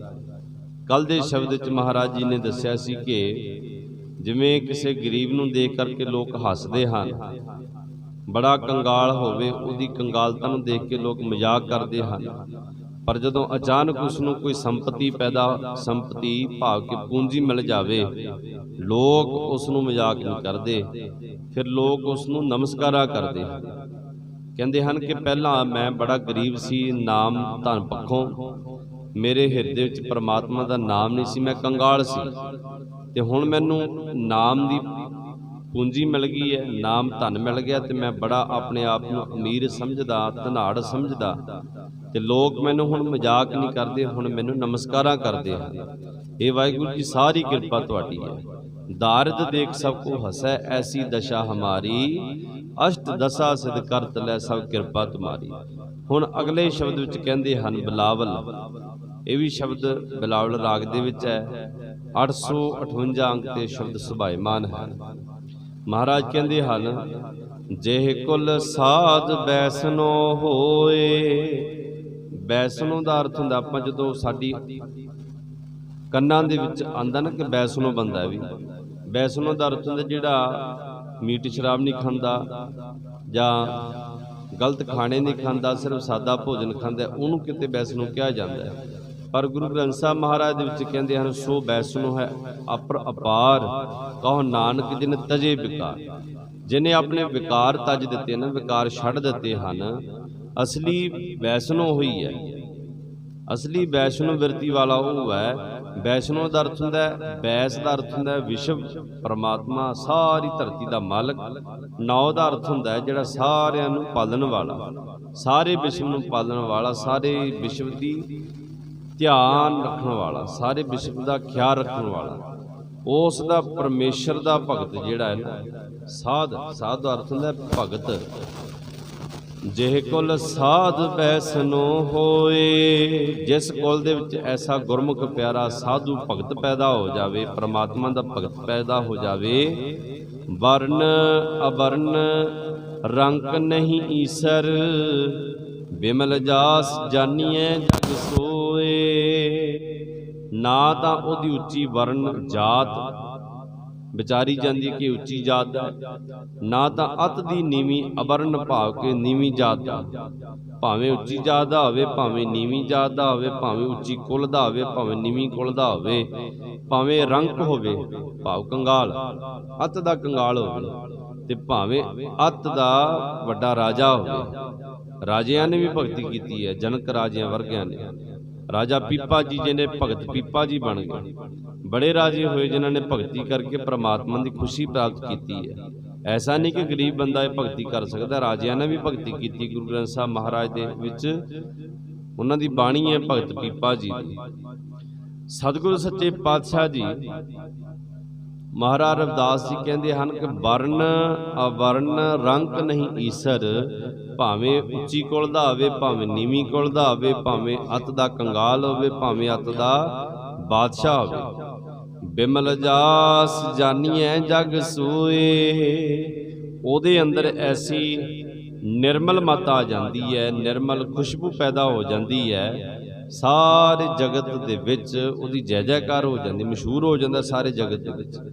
ਉਹਦੀ ਆਵਾ ਇਤਨੀ ਨਿਰਮਲ ਹੋ ਜਾਂਦੀ ਹੈ, ਉਹਦੀ ਖੁਸ਼ਬੂ ਇਤਨੀ ਨਿਰਮਲ ਹੋ ਜਾਂਦੀ ਹੈ, ਜਿੱਥੇ ਵੀ ਬੈਠਦਾ ਹੈ ਵਾਤਾਵਰਣ ਪਵਿੱਤਰ ਹੋ ਜਾਂਦਾ ਉਹਦੇ ਬੈਠਣ ਦੇ ਨਾਲ। ਕਿਹਦੇ ਜਿਹੇ ਕੁਲ ਸਾਧ ਬੈਸਨੋ ਹੋਏ, ਉਹਦੀ ਵਰਨ, ਉਹਦੀ ਜਾਤ, ਉਹਦੀ ਪਾਤ, ਉਹਦੀ ਕੁਲ ਪੂਜਣਯੋਗ ਹੋ ਜਾਂਦੀ ਹੈ, ਜਿਸ ਕੁਲ ਦੇ ਵਿੱਚ ਭਗਤ ਕਿਤੇ ਪੈਦਾ ਹੋ ਜਾਵੇ। ਰਹਾਓ ਵਿਸ਼ਰਾਮ ਦੇ ਕਰਕੇ ਅੱਗੇ ਭਗਤ ਰਵਿਦਾਸ ਮਹਾਰਾਜ ਜੀ ਕਹਿੰਦੇ ਹਨ ਬ੍ਰਾਹਮਣ ਬੈਸ ਸੂਦ ਅਰ ਖੇਤਰੀ। ਖੇਤਰੀ ਪੜਨਾ, ਖੇਤਰੀ ਖੱਤਰੀ ਕੱਲਾ ਨਹੀਂ, ਪੈਰ ਵਿੱਚ ਹਲੰਤ ਹੈ। ਭਾਵੇਂ ਬ੍ਰਾਹਮਣ ਹੋਵੇ, ਵੇਦ ਵਿਆਸ ਦਾ ਬੜਾ ਵੱਡਾ ਗਿਆਤਾ ਹੋਵੇ, ਪੜ੍ਹਿਆ ਲਿਖਿਆ ਸੂਝਵਾਨ ਪੰਡਤ ਹੋਵੇ, ਬ੍ਰਾਹਮਣ ਜਿਹਨੂੰ ਕਹਿੰਦੇ ਹਨ। ਬ੍ਰਹਮ ਕਰਮ ਜੇ ਪੂਰਨੇ। ਅਸਲੀ ਬ੍ਰਹਮ ਉਹੀ ਜਿਹਦੇ ਬ੍ਰਹਮ ਕਰਮ ਪੂਰੇ ਹਨ, ਜਿਹੜੇ ਪ੍ਰਮਾਤਮਾ ਦੀ ਨਾਮ ਦੀ ਬੰਦਗੀ ਕਰਨ ਵਾਲਾ, ਉਸ ਨੂੰ ਬ੍ਰਾਹਮਣ ਕਿਹਾ ਜਾਂਦਾ। ਸਿਰ ਤੇ ਸਿਰਫ ਇਹ ਨਹੀਂ ਕਿ ਜਿਹਨੇ ਧੋਤੀ ਲਾਈ ਹੋਵੇ, ਜਨੇਊ ਪਾਇਆ ਹੋਵੇ ਤੇ ਸਿਰ ਤੇ ਬੁੱਧੀ ਹੋਵੇ, ਉਹੀ ਬ੍ਰਾਹਮਣ ਹੈ। ਮਹਾਰਾਜ ਜੀ ਕਹਿੰਦੇ ਹਨ, ਬ੍ਰਹਮ ਬਿੰਦੈ ਤਿਸਦਾ ਬ੍ਰਹਮਤ ਰਹਿ ਏਕ ਸ਼ਬਦ ਬੁਲਾਏ। ਭਾਵੇਂ ਬ੍ਰਾਹਮਣ ਜਾਤ ਦਾ ਹੋਵੇ, ਭਾਵੇਂ ਬੈਸ ਹੋਵੇ, ਵਪਾਰ ਕਰਨ ਵਾਲਾ ਹੋਵੇ, ਤੇ ਭਾਵੇਂ ਸ਼ੂਦਰ ਹੋਵੇ, ਭਾਵੇਂ ਖੱਤਰੀ ਹੋਵੇ, ਖੱਤਰੀ ਭਾਵ ਕੇ ਭਾਵੇਂ ਰਾਜਾ ਹੋਵੇ, ਫੌਜੀ ਹੋਵੇ, ਰਾਜ ਕਰਨ ਵਾਲਾ, ਜੰਗ ਕਰਨ ਵਾਲਾ, ਖੱਤਰੀ ਧਰਮ ਦਾ ਉਪਾਸ਼ਕ ਹੋਵੇ। ਚਾਰਾਂ ਦੇ ਵਿੱਚੋਂ ਇਹ ਹੋ ਗਏ, ਤੇ ਉਹਨਾਂ ਤੋਂ ਥੱਲੇ ਵੀ ਕੋਈ ਲੋਕ ਹੁੰਦੇ ਹਨ ਜਿਨ੍ਹਾਂ ਨੂੰ ਚੰਡਾਲ ਕਿਹਾ ਜਾਂਦਾ ਹੈ। ਡੋਮ ਦਾ ਅਰਥ ਹੁੰਦਾ ਡੂਮ 82, ਮਲੇਸ਼ ਦਾ ਭਾਵ ਕਿ ਅਤ ਦੇ ਮਲੀਨ ਰੋਗ। ਕਈ ਐਸੇ ਜਿਨ੍ਹਾਂ ਦੀ ਪਾਂਤ ਹੀ ਕੋਈ ਨਹੀਂ ਹੁੰਦੀ, ਜਿਨ੍ਹਾਂ ਦੀ ਜਾਤ ਹੀ ਕੋਈ ਨਹੀਂ ਹੁੰਦੀ, ਉਹਨਾਂ ਨੂੰ ਇਹਨਾਂ ਚਾਰਾਂ ਜਾਤਾਂ ਵਿੱਚ ਨਹੀਂ ਮਿਲਾਇਆ ਜਾਂਦਾ। ਨਾ ਖੱਤਰੀ, ਬ੍ਰਾਹਮਣ, ਸੂਦ, ਵੈਸ, ਇਹਨਾਂ ਤੋਂ ਵੀ ਥੱਲੇ ਗਿਣੇ ਜਾਂਦੇ ਹਨ। ਮਲੇਸ਼ ਦਾ ਅਰਥ ਹੁੰਦਾ ਹੈ ਮਲੀਨ ਬੁੱਧੀ ਵਾਲਾ, ਮਲ ਏਸ਼। ਮਲ ਦਾ ਅਰਥ ਹੁੰਦਾ ਮਾੜੀਆਂ ਚੀਜ਼ਾਂ, ਗੰਦੀਆਂ ਚੀਜ਼ਾਂ। ਏਸ਼ ਦਾ ਅਰਥ ਹੁੰਦਾ ਉਹਨਾਂ ਦਾ ਇੱਛਾ ਰੱਖਣ ਵਾਲਾ, ਖਾਣ ਵਾਲਾ, ਮਾੜੀਆਂ ਚੀਜ਼ਾਂ ਖਾਣ ਵਾਲਾ, ਸ਼ਿਕਾਰ ਕਰਨ ਵਾਲਾ, ਕਿਸੇ ਨੂੰ ਕੱਚਾ ਮਾਸ ਖਾਣ ਵਾਲਾ, ਕੱਚੀਆਂ ਚੀਜ਼ਾਂ ਖਾਣ ਵਾਲਾ, ਗੰਦੀਆਂ ਚੀਜ਼ਾਂ ਖਾਣ ਵਾਲਾ, ਮਲੇਸ਼ ਜਿਹਨੂੰ ਕਿਹਾ ਜਾਂਦਾ ਹੈ। ਭਾਵੇਂ ਉੱਚੀ ਕੁਲ ਦਾ ਬ੍ਰਾਹਮਣ ਹੋਵੇ, ਬੈਸ ਹੋਵੇ, ਸੂਦ ਹੋਵੇ, ਖੱਤਰੀ ਹੋਵੇ, ਡੂਮ 82 ਹੋਵੇ, ਚੰਡਾਲ ਹੋਵੇ, ਮਲੇਸ਼ ਹੋਵੇ, ਮਨ ਸੋਏ। ਮਲੇਸ਼ ਮਨ ਦਾ ਅਰਥ ਹੁੰਦਾ ਹੈ ਮਲੇਸ਼ ਬਿਰਤੀ ਵਾਲਾ, ਚੰਡਾਲ ਬਿਰਤੀ ਵਾਲਾ, ਕ੍ਰੋਧੀ ਬਿਰਤੀ ਵਾਲਾ। ਅੱਗੇ ਕਹਿੰਦੇ ਨੇ, ਹੋਏ ਪੁਨੀਤ ਭਗਵੰਤ ਭਜਨ ਤੇ। ਭਗਵੰਤ ਦੇ ਭਜਨ ਦੇ ਨਾਲ, ਪ੍ਰਮਾਤਮਾ ਦੇ ਭਜਨ ਕਰਨ ਦੇ ਨਾਲ ਉਹ ਪੁਨੀਤ ਹੋ ਜਾਂਦਾ ਹੈ। ਪੁਨੀਤ ਦਾ ਅਰਥ ਹੁੰਦਾ ਹੈ ਪਵਿੱਤਰ, ਪਵਿੱਤਰ, ਪਵਿੱਤਰ, ਪੁਨੀਤ। ਕਿਸੇ ਨੂੰ 3 ਵਾਰੀ ਪਵਿੱਤਰ ਕਹੀਏ ਨਾ, ਉਹ 1 ਵਾਰੀ ਪੁਨੀਤ ਹੋ ਜਾਂਦਾ ਹੈ। ਇਤਨਾ ਪਵਿੱਤਰ ਹੋ ਜਾ, ਮਨ ਕਰਕੇ, ਤਨ ਕਰਕੇ, ਆਤਮਾ ਕਰਕੇ। ਉਹਦਾ ਤਨ ਵੀ ਪਵਿੱਤਰ, ਉਹਦੀ ਸੋਚ ਸ਼ਕਤੀ ਵੀ ਪਵਿੱਤਰ, ਤੇ ਉਹਦੀ ਆਤਮਾ ਵੀ ਪਵਿੱਤਰ ਹੁੰਦੀ ਹੈ। ਕਿਵੇਂ? ਭਗਵੰਤ ਦਾ ਭਜਨ ਕਰਨ ਦੇ ਨਾਲ। ਫਿਰ ਉਹਦਾ ਕੀ ਫਾਇਦਾ ਮਹਾਰਾਜ? ਆਪ ਤਾਰੇ ਕੁੱਲ ਦੋਏ। ਆਪ ਵੀ ਤਰਦਾ ਤੇ 2 ਕੁੱਲਾਂ ਵੀ ਤਾਰ ਲੈਂਦਾ ਆਪਣੀਆਂ। ਹਾਲਾਂਕਿ ਬਾਣੀ ਵਿੱਚ ਬੜੀ ਵਾਰ ਹੈ ਕਿ ਆਪ ਪ੍ਰਹਲਾਦ ਜਨ ਕੇ 21 ਕੁੱਲ ਉਧਾਰੇ। ਪ੍ਰਹਲਾਦ ਦੇ ਤਾਂ 21 ਕੁੱਲ ਉਧਾਰੇ ਗਏ ਮਹਾਰਾਜ, ਜੇ ਤੁਸੀਂ 2 ਕੁੱਲਾਂ ਦੀ ਗੱਲ ਕਰਦੇ ਹੋ। ਮਹਾਰਾਜ ਕਹਿੰਦੇ 2 ਕੁੱਲ ਦਾ ਅਰਥ ਹੁੰਦਾ ਇਸ ਪਰਲੋਕ ਦੀਆਂ ਕੁੱਲਾਂ, ਇਸ ਲੋਕ ਦੀਆਂ ਤੇ ਪਰਲੋਕ ਦੀਆਂ ਦੋਨੇ ਕੁੱਲਾਂ। ਲੋਕ ਦੇ ਵਿੱਚ ਵੀ ਉਹਦਾ ਭਲਾ ਹੈ ਤੇ ਪਰਲੋਕ ਦੇ ਵਿੱਚ ਵੀ ਉਹਦਾ ਭਲਾ ਹੈ। 2 ਕੁੱਲਾਂ ਦਾ ਅਰਥ ਹੁੰਦਾ ਇੱਕ ਹੈ ਨਾਨਕਿਆਂ ਦੀ, ਇੱਕ ਦਾਦਕਿਆਂ ਦੀ। ਦੋਨਾਂ ਕੁੱਲਾਂ ਦੇ ਵਿੱਚ ਕਿਸੇ ਨਾ ਕਿਸੇ ਜੀ ਦਾ ਉਹਦੇ ਨਾਲ ਭਲਾ ਹੀ ਹੋਣਾ ਕਿ ਸਾਡੇ ਪਰਿਵਾਰ ਦੇ ਵਿੱਚ ਇੱਕ ਭਗਤ ਪੈਦਾ ਹੋਇਆ ਸੀ ਭਾਈ, ਉਸ ਨੇ ਬੜੀ ਬੰਦਗੀ ਕੀਤੀ, ਉਹਦੇ ਵੱਲ ਦੇਖ ਕਰਕੇ ਕੋਈ ਨਾ ਕੋਈ ਭਗਤ ਪੈਦਾ ਹੋਵੇਗਾ ਹੀ ਹੋਵੇਗਾ, ਕਿਸੇ ਨਾ ਕਿਸੇ ਉੱਪਰ ਬਖਸ਼ਿਸ਼ ਹੋਵੇਗੀ ਹੋਵੇਗੀ। ਆਪ ਤਾਰੇ ਕੁੱਲ ਦੇ। ਦੋਨਾਂ ਕੁੱਲਾਂ ਦੇ ਵਿੱਚ, ਇਸ ਲੋਕ ਦੇ ਵਿੱਚ ਤੇ ਪਰਲੋਕ ਵਿੱਚ ਕਿਸੇ ਨਾ ਕਿਸੇ ਦਾ ਉਧਾਰ ਹੋਣਾ ਹੀ ਹੋਣਾ। ਧਨ ਸੋ ਗਾਉ, ਧਨ ਸੋ ਠਾਉ, ਧਨ ਪੁਨੀਤ ਕੁਟੰਬ ਸਭ ਲੋਏ। ਰਵਿਦਾਸ ਮਹਾਰਾਜ ਜੀ ਕਹਿੰਦੇ ਹਨ, ਉਹਦੇ ਜਨਮ ਲੈਣ ਦੇ ਨਾਲ ਜਿਸ ਪਿੰਡ ਦੇ ਵਿੱਚ, ਉਸ ਗਾਉਂ ਦੇ ਵਿੱਚ ਪੈਦਾ ਹੋਵੇਗਾ ਤੇ ਉਹ ਪਿੰਡ ਵੀ ਪੂਜਨਯੋਗ ਹੈ, ਉਹ ਥਾਂ ਵੀ ਪੂਜਨਯੋਗ ਹੈ। ਥਾਂ ਦਾ ਅਰਥ ਹੁੰਦਾ ਥਾਂ, ਉਹ ਥਾਂ ਵੀ ਪੂਜਨਯੋਗ ਹੈ, ਘਰ ਪੂਜਨਯੋਗ ਹੈ। ਧਨ ਪੁਨੀਤ, ਧਨ ਪਵਿੱਤਰ ਕੁੱਲਾਂ ਜਿਸ ਕੁੱਲ ਦੇ ਵਿੱਚ ਉਸ ਭਗਤ ਨੇ ਜਨਮ ਲਿਆ ਹੈ। ਕੁਟੰਬ, ਉਸ ਕੁਟੰਬ ਦੇ, ਉਸ ਪਰਿਵਾਰ ਦੇ ਵਿੱਚ ਜਿਤਨੇ ਵੀ ਜੀਵਾਂ ਦਾ ਉਸ ਦੇ ਨਾਲ ਮੇਲ ਜੋਲ ਹੈ, ਨਾਤਾ ਹੈ, ਸਾਰੇ ਧਨਤਾ ਦੇ ਯੋਗ ਹਨ। ਜਿਨ ਪੀਆ ਸਾਰ ਰਸ ਤਜੇ ਆਨ ਰਸ, ਹੋਏ ਰਸ ਮਗਨ ਡਾਰੇ ਬਿਖ ਖੋਏ। ਜਿਨ੍ਹਾਂ ਨੇ ਸ੍ਰੇਸ਼ਟ ਰਸ ਪ੍ਰਮਾਤਮਾ ਦਾ ਨਾਮ ਅੰਮ੍ਰਿਤ ਪੀਤਾ ਹੈ ਨਾ, ਨਾਮ ਰਸ ਚਖਣਾ ਕੀਤਾ ਹੈ, ਉਹਨਾਂ ਨੇ ਸਾਰੇ ਵਿਕਾਰਾਂ ਦੇ ਰਸ ਤਿਆਗ ਦਿੱਤੇ ਹਨ, ਮਲ ਪੱਖ ਖਾਣੇ ਤਿਆਗ ਦਿੱਤੇ ਹਨ। ਉਹਨਾਂ ਨੇ ਝੂਠੇ ਰਸਾਂ ਕਸਾਂ ਨੂੰ ਤਿਆਗ ਕਰਕੇ ਪਰਮੇਸ਼ਰ ਦੇ ਨਾਮ ਵਿੱਚ ਮਗਨ ਹੋ ਕਰਕੇ ਸਾਰੇ ਜ਼ਹਿਰ ਆਪਣੇ ਅੰਦਰੋਂ ਕੱਢ ਕੇ ਪਰੇ ਰੱਖ ਦਿੱਤੇ। ਮਾਇਆ ਦਾ ਰਸ ਉਹਨਾਂ ਨੂੰ ਚੰਗਾ ਨਹੀਂ ਲੱਗਦਾ, ਦੁਨੀਆ ਦੀ ਸੋਭਾ ਦਾ ਰਸ ਉਹਨਾਂ ਨੂੰ ਚੰਗਾ ਨਹੀਂ ਲੱਗਦਾ, ਦੁਨੀਆ ਤੋਂ ਉਸਤਤ ਕਰਾਉਣ ਦਾ ਰਸ ਉਹਨਾਂ ਨੂੰ ਚੰਗਾ ਨਹੀਂ ਲੱਗਦਾ, ਸਿਰਫ ਤੇ ਸਿਰਫ ਪ੍ਰਮਾਤਮਾ ਦੇ ਨਾਮ ਦਾ ਰਸ ਉਹਨਾਂ ਨੂੰ ਚੰਗਾ ਲੱਗਦਾ ਹੈ। ਜਿਨ ਪੀਆ ਸਾਰ ਰਸ ਤਜੇ ਆਨ ਰਸ, ਹੋਏ ਰਸ ਮਗਨ ਡਾਰੇ ਬਿਖ ਖੋਏ। ਖੋਏ ਦਾ ਅਰਥ ਹੁੰਦਾ ਹੈ ਸਭ ਨਾਸ ਕਰ ਦਿੱਤੇ, ਉਹਨਾਂ ਨੇ ਕੱਢ ਕੇ ਬਾਹਰ ਰੱਖ ਦਿੱਤੇ, ਚੰਗੇ ਨਹੀਂ ਲੱਗਦੇ ਉਹਨਾਂ ਨੂੰ।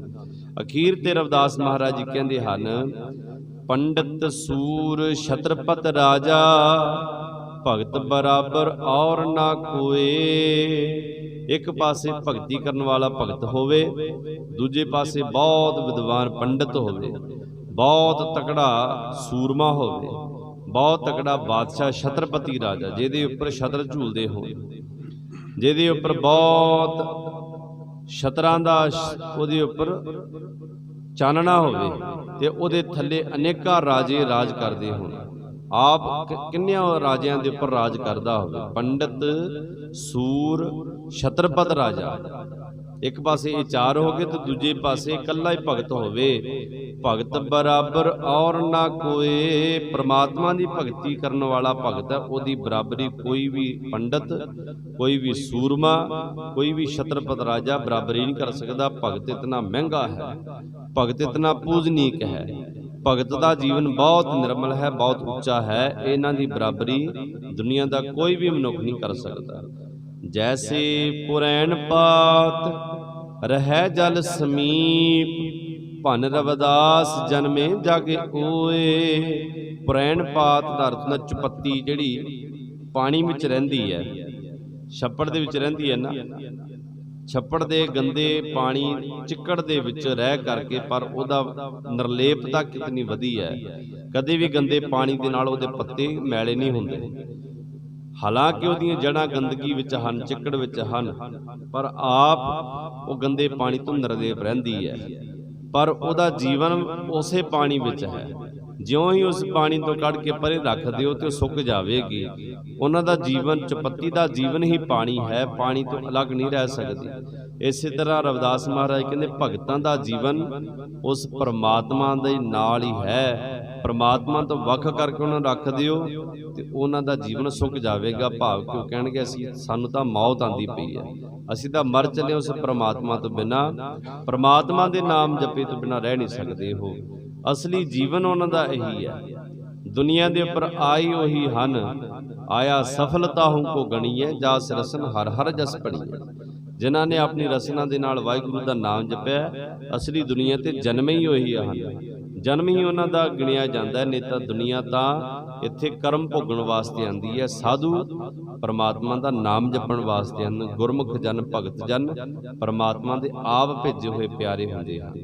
ਜੈਸੇ ਪੁਰੈਣ ਪਾਤ ਰਹਿ ਜਲ ਸਮੀਪ, ਭਨ ਰਵਿਦਾਸ। ਭਨ ਦਾ ਅਰਥ ਹੁੰਦਾ ਆਖਦੇ ਹਨ ਰਵਿਦਾਸ ਮਹਾਰਾਜ ਜੀ, ਭਨ ਰਵਿਦਾਸ ਜਨਮੇ ਜਗ ਹੋਏ। ਦੁਨੀਆ ਦੇ ਉੱਪਰ ਉਹਨਾਂ ਦਾ ਹੀ ਜਨਮ ਮੰਨਿਆ ਜਾਂਦਾ ਹੈ। ਹੋਰ ਦੁਨੀਆ ਦਾ ਕੋਈ ਵੀ ਜੀਵ ਬੇਸ਼ੱਕ ਜਨਮਦਾ ਹੈ, ਜੀਵਦਾ ਹੈ, ਫਿਰ ਮਰ ਜਾਂਦਾ ਹੈ। ਭਗਤਾਂ ਦਾ ਜਨਮ ਲੈਣਾ ਵੀ ਸਫਲ ਹੈ, ਭਗਤਾਂ ਦਾ ਮਰਨਾ ਵੀ ਸਫਲ ਹੈ, ਭਗਤਾਂ ਦਾ ਜਿਉਣਾ ਵੀ ਸਫਲ ਹੈ। ਇਸ ਕਰਕੇ ਰਵਿਦਾਸ ਮਹਾਰਾਜ ਜੀ ਕਹਿੰਦੇ ਹਨ, ਜਿਹ ਕੁਲ ਸਾਧ ਬੈਸਨ ਹੋਏ, ਵਰਨ ਅਵਰਨ ਰੰਕ ਨਹੀਂ ਈਸਰ, ਬਿਮਲ ਜਾਸ ਜਾਨੀਐ ਜਗ ਸੋਏ। ਉਹਨਾਂ ਦੀ ਨਾ ਤਾਂ ਉੱਚੀ ਕੁਲ ਵਿਚਾਰੀ ਜਾਂਦੀ ਹੈ, ਨਾ ਨੀਵੀਂ ਕੁਲ ਵਿਚਾਰੀ ਜਾਂਦੀ ਹੈ। ਨਾ ਤਾਂ ਦੇਖਿਆ ਜਾਂਦਾ ਅੱਤ ਦਾ ਗਰੀਬ ਹੈ, ਨਾ ਤਾਂ ਦੇਖਿਆ ਜਾਂਦਾ ਅੱਤ ਦਾ ਵੱਡਾ ਬਾਦਸ਼ਾਹ ਹੈ। ਜੇ ਉਹਨੇ ਬੰਦਗੀ ਕੀਤੀ ਹੈ ਤੇ ਉਹਦੀ ਜੈ ਜੈਕਾਰ ਹੋਣੀ ਹੀ ਹੋਣੀ ਹੈ। ਦੁਨੀਆ ਦੇ ਉੱਪਰ ਜੈ ਜੈਕਾਰ ਹੁਣ ਤੱਕ ਰਹਿੰਦੀ ਦੁਨੀਆ ਤੱਕ ਹੁੰਦੀ ਰਹੇਗੀ, ਜਿਨ੍ਹਾਂ ਨੇ ਪਰਮਾਤਮਾ ਦਾ ਨਾਮ ਜਪਿਆ, ਜਿਨ੍ਹਾਂ ਨੇ ਪਰਮਾਤਮਾ ਦੀ ਬੰਦਗੀ ਕੀਤੀ ਹੈ। ਸਤਿਗੁਰੂ ਜੀ ਕਿਰਪਾ ਕਰਨ, ਬਖਸ਼ਿਸ਼ ਕਰਨ, ਰਹਿਮਤ ਕਰਨ ਸਾਡੇ ਉੱਪਰ। ਸਭਨਾਂ ਨੂੰ ਨਾਮ ਦੀ ਦਾਤ, ਚੜ੍ਹਦੀ ਕਲਾ, ਗੁਰਸਿੱਖੀ ਜੀਵਨ ਬਖਸ਼ਿਸ਼ ਕਰਨ। ਮਹਾਰਾਜ ਕਿਰਪਾ ਕਰਨ। ਸਾਰੇ ਦੇਸਾਂ ਪ੍ਰਦੇਸਾਂ ਦੇ ਵਿੱਚ ਕਰੋਨਾ ਮਹਾਮਾਰੀ ਫੈਲੀ ਹੋਈ ਹੈ, ਸਤਿਗੁਰ ਕਿਰਪਾ ਕਰਨ, ਇਸ ਤੋਂ ਨਿਜਾਤ ਦਿਵਾਉਣ, ਸਭਨਾਂ ਨੂੰ ਤੰਦਰੁਸਤੀ ਬਖਸ਼ਿਸ਼ ਕਰਨ। ਆਪਾਂ ਸਰਬੱਤ ਦਾ ਭਲਾ ਮੰਗੀਏ ਤਾਂ ਜੋ ਸਾਡਾ ਵੀ ਭਲਾ ਹੋ ਸਕੇ, ਸਾਨੂੰ ਵੀ ਪ੍ਰਮਾਤਮਾ ਤੰਦਰੁਸਤੀ ਬਖਸ਼ਿਸ਼ ਕਰਨ। ਆਓ ਹੁਣ ਸਮਾਪਤੀ ਵੱਲ ਵਧੀਏ, ਅਰਦਾਸ ਵਿੱਚ ਸ਼ਾਮਲ ਹੋਈਏ ਤੇ ਸਤਿਗੁਰੂ ਜੀ ਦੀਆਂ ਖੁਸ਼ੀਆਂ ਪ੍ਰਾਪਤ ਕਰੀਏ। ਕਿਰਪਾ ਸਦਕਾ ਕਈ ਰੋਜ਼ ਪਹਿਲਾਂ ਆਪਾਂ ਭਗਤ ਰਵਿਦਾਸ ਮਹਾਰਾਜ ਦੇ ਸ਼ਬਦਾਂ ਦੀ ਵਿਚਾਰ ਆਰੰਭ ਕੀਤੀ ਹੈ, ਉਹਨੂੰ ਵੀ ਵਿਚਾਰੀਏ। ਰਵਿਦਾਸ ਮਹਾਰਾਜ ਜੀ ਦੇ 40 ਸ਼ਬਦਾਂ ਦੇ ਵਿੱਚੋਂ ਆਪਾਂ ਤਕਰੀਬਨ 28-29 ਸ਼ਬਦ ਵਿਚਾਰ ਚੁੱਕੇ ਹਾਂ, ਜਿਨ੍ਹਾਂ ਦੇ ਵਿੱਚ ਅੱਜ ਦਾ ਜਿਹੜਾ ਸ਼ਬਦ ਹੈ ਉਹਦੇ ਵਿੱਚ ਮਹਾਰਾਜ ਇਸੇ ਗੱਲ ਨੂੰ ਦ੍ਰਿੜ ਕਰਾਉਂਦੇ ਹਨ। ਜਿਵੇਂ ਆਪਾਂ ਗੱਲ ਕੀਤੀ ਨਾ ਕਿ ਕਾਮ ਕ੍ਰੋਧ ਲੋਭ ਮੋਹ ਮਨ ਲੀਨਾ ਬੰਧਨ ਕਾਟ ਮੁਕਤ ਗੁਰ ਕੀਨਾ। ਮੁਕਤ ਕਰਨ ਵਾਲਾ ਕੌਣ ਹੈ? ਗੁਰੂ ਗ੍ਰੰਥ ਸਾਹਿਬ ਮਹਾਰਾਜ। ਉਹ ਪਰਮੇਸ਼ਰ ਸਾਨੂੰ ਮੁਕਤੀ ਦਾ ਦਾਤਾ ਹੈ। ਕੋਈ ਦੇਵੀ ਦੇਵਤਾ, ਕੋਈ ਰਿਸ਼ੀ ਮੁਨੀ, ਕੋਈ ਵੀ ਸਾਨੂੰ ਦੁਨੀਆ ਦੀ ਚੀਜ਼ ਤਾਂ ਦੇ ਸਕਦਾ, ਦੁਨੀਆ ਦੇ ਸੁੱਖ ਤਾਂ ਦੇ ਸਕਦਾ ਹੋਵੇਗਾ, ਪਰ ਮੁਕਤੀ ਤਾਂ ਸਿਰਫ ਤੇ ਸਿਰਫ ਗੁਰੂ ਨੇ ਤੇ ਪਰਮੇਸ਼ਰ ਨੇ ਦੇਣੀ ਹੈ, ਮੁਕਤੀ ਦਾ ਦਾਤਾ। ਇਸ ਸ਼ਬਦ ਦੇ ਵਿੱਚ ਵੀ ਰਵਿਦਾਸ ਮਹਾਰਾਜ ਸਾਨੂੰ ਉਸ ਪਰਮੇਸ਼ਰ ਦੇ ਨਾਲ ਜੋੜਦੇ ਹਨ। ਰਾਗ ਗੌਂਡ ਦੇ ਵਿੱਚ ਸ਼ਬਦ ਹੈ, ਆਓ ਉਸ ਨੂੰ ਵਿਚਾਰੀਏ। 875 ਅੰਗ ਤੇ ਸ਼ਬਦ ਸੁਭਾਇਮਾਨ ਹੈ। ਰਾਗ ਗੌਂਡ ਬਾਣੀ ਰਵਿਦਾਸ ਜੀਓ ਕੀ ਘਰ ਦੂਜਾ। ਗੌਂਡ ਰਾਗ ਦੇ ਵਿੱਚ ਰਵਿਦਾਸ ਮਹਾਰਾਜ ਦੀ ਬਾਣੀ ਦੂਸਰੇ ਘਰ ਸੁਰ ਤਾਲ ਦੇ ਵਿੱਚ ਗਾਇਨ ਦੀ ਹਦਾਇਤ ਸਤਿਗੁਰੂ ਜੀ ਨੇ ਦਿੱਤੀ ਹੈ। ਇੱਕ ਓੰਕਾਰ ਸਤਿਗੁਰ ਪ੍ਰਸਾਦ। ਉਹ ਅਦੁੱਤੀ ਪਰਮੇਸ਼ਰ ਜਿਹੜਾ ਸਰਬ ਦਾ ਪ੍ਰਕਾਸ਼ਕ ਹੈ, ਸਾਰਿਆਂ ਨੂੰ ਪੈਦਾ ਕਰਨ ਵਾਲਾ, ਤਿੰਨ ਦੇਵਤਿਆਂ ਤੋਂ ਵੀ ਵੱਡਾ, ਤਿੰਨ ਬਿਮਾਰੀਆਂ ਤੋਂ ਪਰੇ, ਸਾਰਿਆਂ ਤੋਂ ਸਰਬੋਤਮ ਪਰਮੇਸ਼ਰ, ਸ਼੍ਰੋਮਣੀ ਸਾਰਿਆਂ ਦਾ। ਸੱਚੇ ਗੁਰਾਂ ਦੀ ਕਿਰਪਾ ਸਦਕਾ ਉਸ ਦੀ ਪ੍ਰਾਪਤੀ ਹੁੰਦੀ ਹੈ। ਮੁਕੰਦ ਮੁਕੰਦ ਜਪੋ ਸੰਸਾਰ। ਆਖੋ ਸਤਨਾਮ ਸ੍ਰੀ ਵਾਹਿਗੁਰੂ। ਮੁਕੰਦ ਦਾ ਅਰਥ ਹੁੰਦਾ ਹੈ ਮੁਕਤੀ ਦਾਤਾ। ਮੋਹ ਦਾ ਅਰਥ ਹੁੰਦਾ ਹੈ ਮੋਹ, ਮੱਮੇ ਔਂਕੜ ਹੁਣ ਕਹਿੰਦੇ ਮੋਹ। ਕੰਧ ਦਾ ਅਰਥ ਹੁੰਦਾ ਕੱਟਣ ਵਾਲਾ, ਮੋਹ ਦੀਆਂ ਤੰਦਾਂ ਕੱਟਣ ਵਾਲਾ, ਮੋਹ ਦੇ ਬੰਧਨ ਕੱਟਣ ਵਾਲਾ, ਮੋਹ ਤੋਂ ਮੁਕਤ ਕਰਨ ਵਾਲਾ ਪਰਮੇਸ਼ਰ। ਦੁਨਿਆਵੀ ਜਿਤਨੇ ਮੋਹ ਹਨ, ਮਾਇਆ ਦਾ, ਪਦਾਰਥਾਂ ਦਾ, ਪਰਿਵਾਰਕ, ਇਹਨਾਂ ਮੋਹ ਨੂੰ ਛੱਡ ਕਰਕੇ ਉਹ ਪਰਮੇਸ਼ਰ ਆਪਣੇ ਨਾਮ ਦੀ ਪ੍ਰੀਤੀ ਦੇਣ ਵਾਲਾ, ਉਸ ਨੂੰ ਕਿਹਾ ਜਾਂਦਾ ਮੁਕੰਦ। ਮੁਕ ਅੰਧ, ਮੁਕ ਦਾ ਅਰਥ ਹੁੰਦਾ ਖਤਮ ਕਰਨ ਵਾਲਾ, ਅੰਧ ਦਾ ਅਰਥ ਹੁੰਦਾ ਹਨੇਰਾ, ਅਗਿਆਨਤਾ ਦੇ ਹਨੇਰੇ ਨੂੰ ਖਤਮ ਕਰਨ ਵਾਲਾ ਪਰਮੇਸ਼ਰ, ਜਿਹਨੂੰ ਮੁਕੰਦ ਕਿਹਾ ਜਾਂਦਾ ਹੈ। ਮੁਕੰਦ ਮੁਕੰਦ ਜਪੋ ਸੰਸਾਰ। हे ਭਾਈ, हे ਸੰਸਾਰ ਦੇ ਜੀਵੋ, हे ਭਾਈ ਸਾਧ ਸੰਗਤ ਜੀ, ਉਸ ਮੁਕਤੀ ਦੇ ਦਾਤੇ ਪਰਮੇਸ਼ਰ ਨੂੰ ਜਪਣਾ ਚਾਹੀਦਾ ਹੈ। ਇਸ ਕਰਕੇ ਸਾਨੂੰ ਇਹ ਜੀਵਨ ਮਿਲਿਆ ਹੋਇਆ ਹੈ। ਉਸ ਨੂੰ ਜਪਣ ਵਾਸਤੇ ਸਾਨੂੰ ਸੰਸਾਰ ਵਿੱਚ ਉਸ ਪਰਮੇਸ਼ਰ ਨੇ ਭੇਜਿਆ ਹੈ। ਬਿਨ ਮੁਕੰਦ ਤਨ ਹੋਏ ਔਹਾਰ। ਉਸ ਵਾਹਿਗੁਰੂ ਜੀ ਨੂੰ ਜਪਣ ਤੋਂ ਬਿਨਾ, ਉਸ ਮੁਕਤੀ ਦੇ ਦਾਤੇ ਪਰਮੇਸ਼ਰ ਨੂੰ ਜਪੇ ਤੋਂ ਬਿਨਾ ਤਨ ਵਿਅਰਥ ਹੈ, ਸਾਰਾ ਜੀਵਨ ਹੀ ਵਿਅਰਥ ਹੈ। ਜੇ ਉਹਨੂੰ ਨਹੀਂ ਜਪਿਆ, ਜੇ ਉਹਨੂੰ ਨਹੀਂ ਜਪਦੇ, ਉਹਦਾ ਸਿਮਰਨ ਨਹੀਂ ਕਰਦੇ, ਉਹਦੇ ਨਾਲ ਨਹੀਂ ਜੁੜਦੇ, ਤਾਂ ਸਾਰਾ ਜੀਵਨ ਨਾਸਵੰਤ ਹੈ, ਵਿਅਰਥ ਹੈ। ਬਿਨ ਮੁਕੰਦ ਤਨ ਹੋਏ ਔਹਾਰ। ਅੱਗੇ ਕਹਿੰਦੇ ਹਨ ਸੋਈ ਮੁਕੰਦ ਮੁਕਤ ਕਾ ਦਾਤਾ। ਉਹ ਮੁਕਤੀ ਦਾ ਦਾਤਾ ਹੈ, ਉਹੀ ਸਾਨੂੰ ਮੁਕਤੀ ਦੇਣ ਵਾਲਾ ਹੈ। ਕੋਈ ਹੋਰ ਕਰਮ ਕਾਂਡ ਕਰਕੇ ਸਾਡੀ ਮੁਕਤੀ ਨਹੀਂ ਹੋਣ ਵਾਲੀ। ਜੇ ਕਹੀਏ ਤੀਰਥਾਂ ਤੇ ਇਸ਼ਨਾਨ ਕਰਕੇ ਮੁਕਤੀ ਹੋ ਜਾਵੇਗੀ, ਜਾਂ ਹਵਨ ਕਰਕੇ, ਜਗ ਕਰਕੇ, ਜਾਂ ਦਾਨ ਪੁੰਨ ਕਰਕੇ ਮੁਕਤੀ ਮਿਲ ਜਾਵੇਗੀ, ਰਵਿਦਾਸ ਮਹਾਰਾਜ ਕਹਿੰਦੇ ਨਹੀਂ ਮਿਲੇਗੀ। ਸਿਰਫ ਤੇ ਸਿਰਫ ਉਹ ਮੁਕਤੀ ਦਾ ਦਾਤਾ ਪਰਮੇਸ਼ਰ, ਉਹਨੂੰ ਮੁਕੰਦ ਕਿਹਾ ਜਾਂਦਾ ਹੈ, ਉਹੀ ਸਾਨੂੰ ਮੁਕਤੀ ਦੇਣ ਵਾਲਾ ਹੈ। ਸੋਈ ਮੁਕੰਦ ਹਮਰਾ ਪਿਤ ਮਾਤਾ। ਉਹ ਮੁਕੰਦ ਮੁਕਤੀ ਦਾ ਦਾਤਾ ਪਰਮੇਸ਼ਰ, ਅਸੀਂ ਤਾਂ ਉਹਨੂੰ ਆਪਣਾ ਪਿਤਾ ਤੇ ਆਪਣੀ ਮਾਤਾ ਸਮਝਿਆ। ਬਹੁਤ ਹੀ ਪਿਆਰ ਕਰਨ ਵਾਲਾ ਪਰਮੇਸ਼ਰ ਹੈ, ਮਾਤਾ ਪਿਤਾ ਦੇ ਵਾਂਗੂ। ਇਸ ਕਰਕੇ ਅਸੀਂ ਉਹਦੇ ਚਰਨੀ ਲੱਗੇ ਹਾਂ। ਜੀਵਤ ਮੁਕੰਦੇ ਮਰਤ ਮੁਕੰਦੇ। ਅਸੀਂ ਭਗਤ ਜਿਨ੍ਹਾਂ ਨੇ, ਜਿਤਨੇ ਵੀ ਭਗਤ ਹੋਏ ਹਨ, ਜਿਤਨੇ ਵੀ ਰੱਬ ਦੇ ਪਿਆਰੇ ਹੋਏ ਹਨ, ਉਹਨਾਂ ਨੇ ਜੀਵਨ ਦਾ ਆਧਾਰ ਅਤੇ ਮਰਨ ਤੋਂ ਬਾਅਦ ਦਾ ਜਿਹੜਾ ਆਸਰਾ, ਮਰਨ ਤੋਂ ਬਾਅਦ ਦਾ ਸਾਥੀ ਹੈ, ਉਸ ਮੁਕੰਦ ਨੂੰ ਹੀ ਜਪਣਾ ਕੀਤਾ। ਜੀਵਨ ਦੇ ਵਿੱਚ ਸਿਰਫ ਉਹੀ ਕੰਮ ਆਉਂਦਾ ਤੇ ਮਰਨ ਤੋਂ ਬਾਅਦ ਵੀ ਉਹੀ ਕੰਮ ਆਉਂਦਾ ਹੈ। ਜੀਵਤ ਮੁਕੰਦੇ ਮਰਤ ਮੁਕੰਦੇ, ਤਾਕੇ ਸੇਵਕ ਕੋ ਸਦਾ ਆਨੰਦੇ।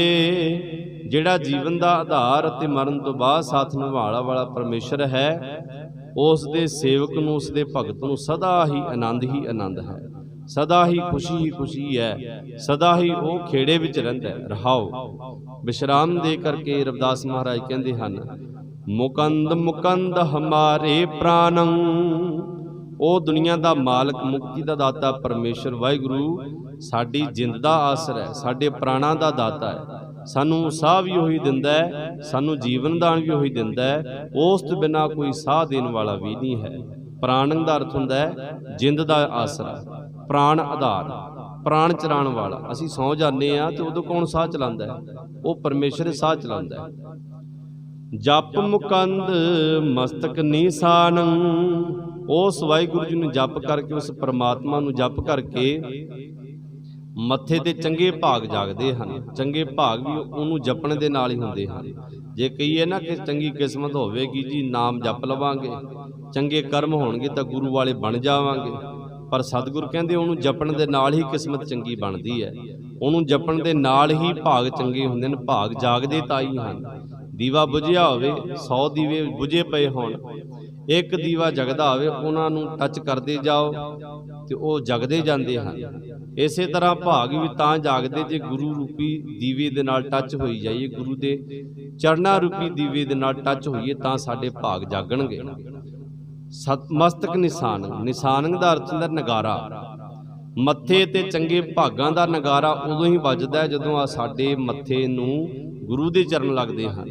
ਸਾਹਮਣੇ ਨਗਾਰਾ ਪਿਆ ਨਾ, ਇਹ ਹੁਣ ਵੱਜਦਾ ਨਹੀਂ, ਇਹ ਕਿਸੇ ਕੰਮ ਦਾ ਨਹੀਂ। ਫਟਿਆ ਹੋਵੇ, ਇਹਦੇ ਵਿੱਚੋਂ ਆਵਾਜ਼ ਨਹੀਂ ਆਉਂਦੀ, ਇਹ ਕਿਸੇ ਕੰਮ ਦਾ ਨਹੀਂ। ਜਦੋਂ ਇਹ ਵੱਜਦਾ ਉਦੋਂ ਹੀ ਕੰਮ ਦਾ, ਉਦੋਂ ਹੀ ਨਗਾਰਾ ਕਹਾਉਂਦਾ ਹੈ।